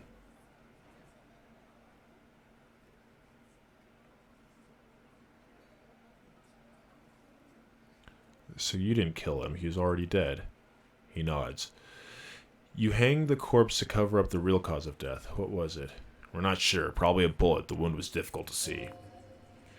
The coroner and his assistant were wrapped in blue, hands covered in blue gloves, mouths covered in blue masks, bodies by blue aprons. The coroner wipes his brow, scalpel still in his hand. Get the light. Shine it in his mouth, he tells his assistant. The coroner squats, to better see as the light illumines the darkness inside. Well, shit. Can't blame them for missing that. Get the saw, Ellen. This just got fun. Why? Because the girl asked us to. They were in some shit. Girls. Plural. There's another girl? 2 of them? Take note of this. They'll probably say more about her later. Did she kill him? Cop, I have no idea. The girl says she didn't. What happened Sunday night? Glacia came down. She seemed really out of it, drugged up, even more than usual, bug-eyed and gurning. You know, not in the fun way. It looked like she'd redoze after something went down. I've seen that look before. She was scared. I knew someone had died. How did you know? I've done this job for 10 years. I've seen it before. It's a politician in a motel room with a dead hooker scenario, only in reverse. Good analogy, boss! You don't get to talk yet, Shanky. You're still on the bench, and you keep taking it easy too, Angus. What happened? What happened? We went downstairs. Sure as day the merc was dead, and there was a bullet hole through the window. Fucking dirty sheets and bottles everywhere. He means they'd been fucking? Tibbs patched the window. Corpse got hanged. Who's Tibbs? Nah, he's my brother. He's in the window replacement business. If Kosla didn't kill him, why cover it up? You may have noticed our girl's in some shit of her own. I didn't notice anything. What kind of shit are we talking about?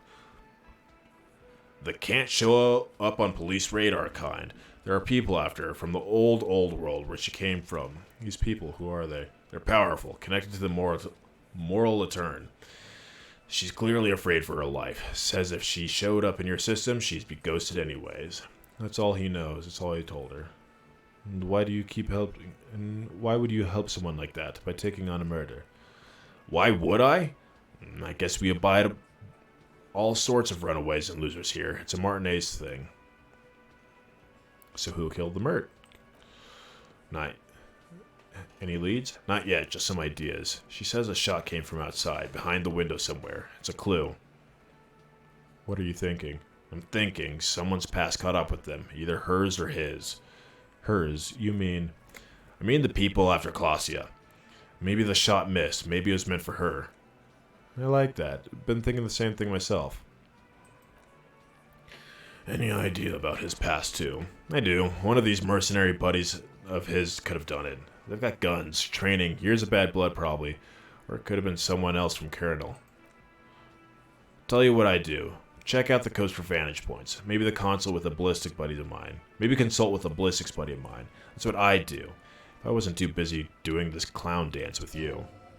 He's calmed down now. Threw all the turmoil away. Whose idea was it to hang it anyway? Hers? In a manner of speaking. Remember the 2 girls? He may be talking about the other girl. Earlier you said girls.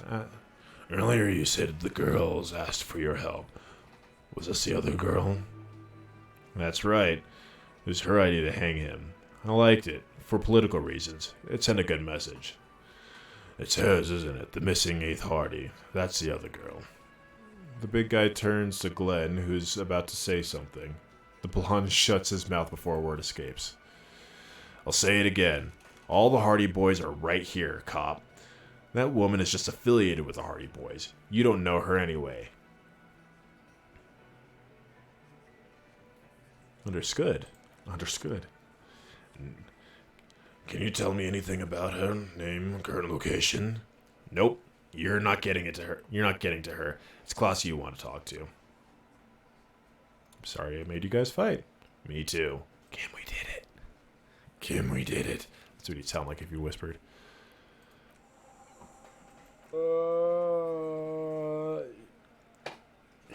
You do that. Hey, cop, before you go. Claudia came to Martinez to hide. Many of us did. This is where you wash up when there's nowhere left to go. The Union takes you in. Now, she refused that protection, but you would still prefer if she didn't take her away. That's right. If we didn't take care of the people who end up here, this place would just be a couple of ruins and some cargo containers. We'll take that into account. Alright. With that, I'm going to log off. Thank you all for watching. I definitely appreciate the support. If you like what you saw, hit that follow button. I definitely appreciate it. And you get notifications when you're going to see more and all that jazz.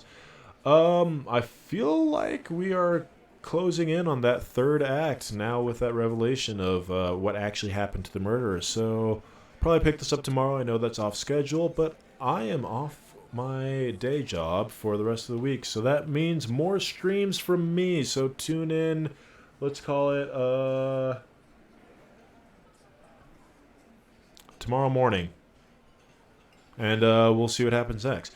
Thank you all for watching. Again, I definitely appreciate it. I'm gonna save the game because I usually do this outside of the stream, but anyways, have a good night or good morning or good time of whatever day you're at right now.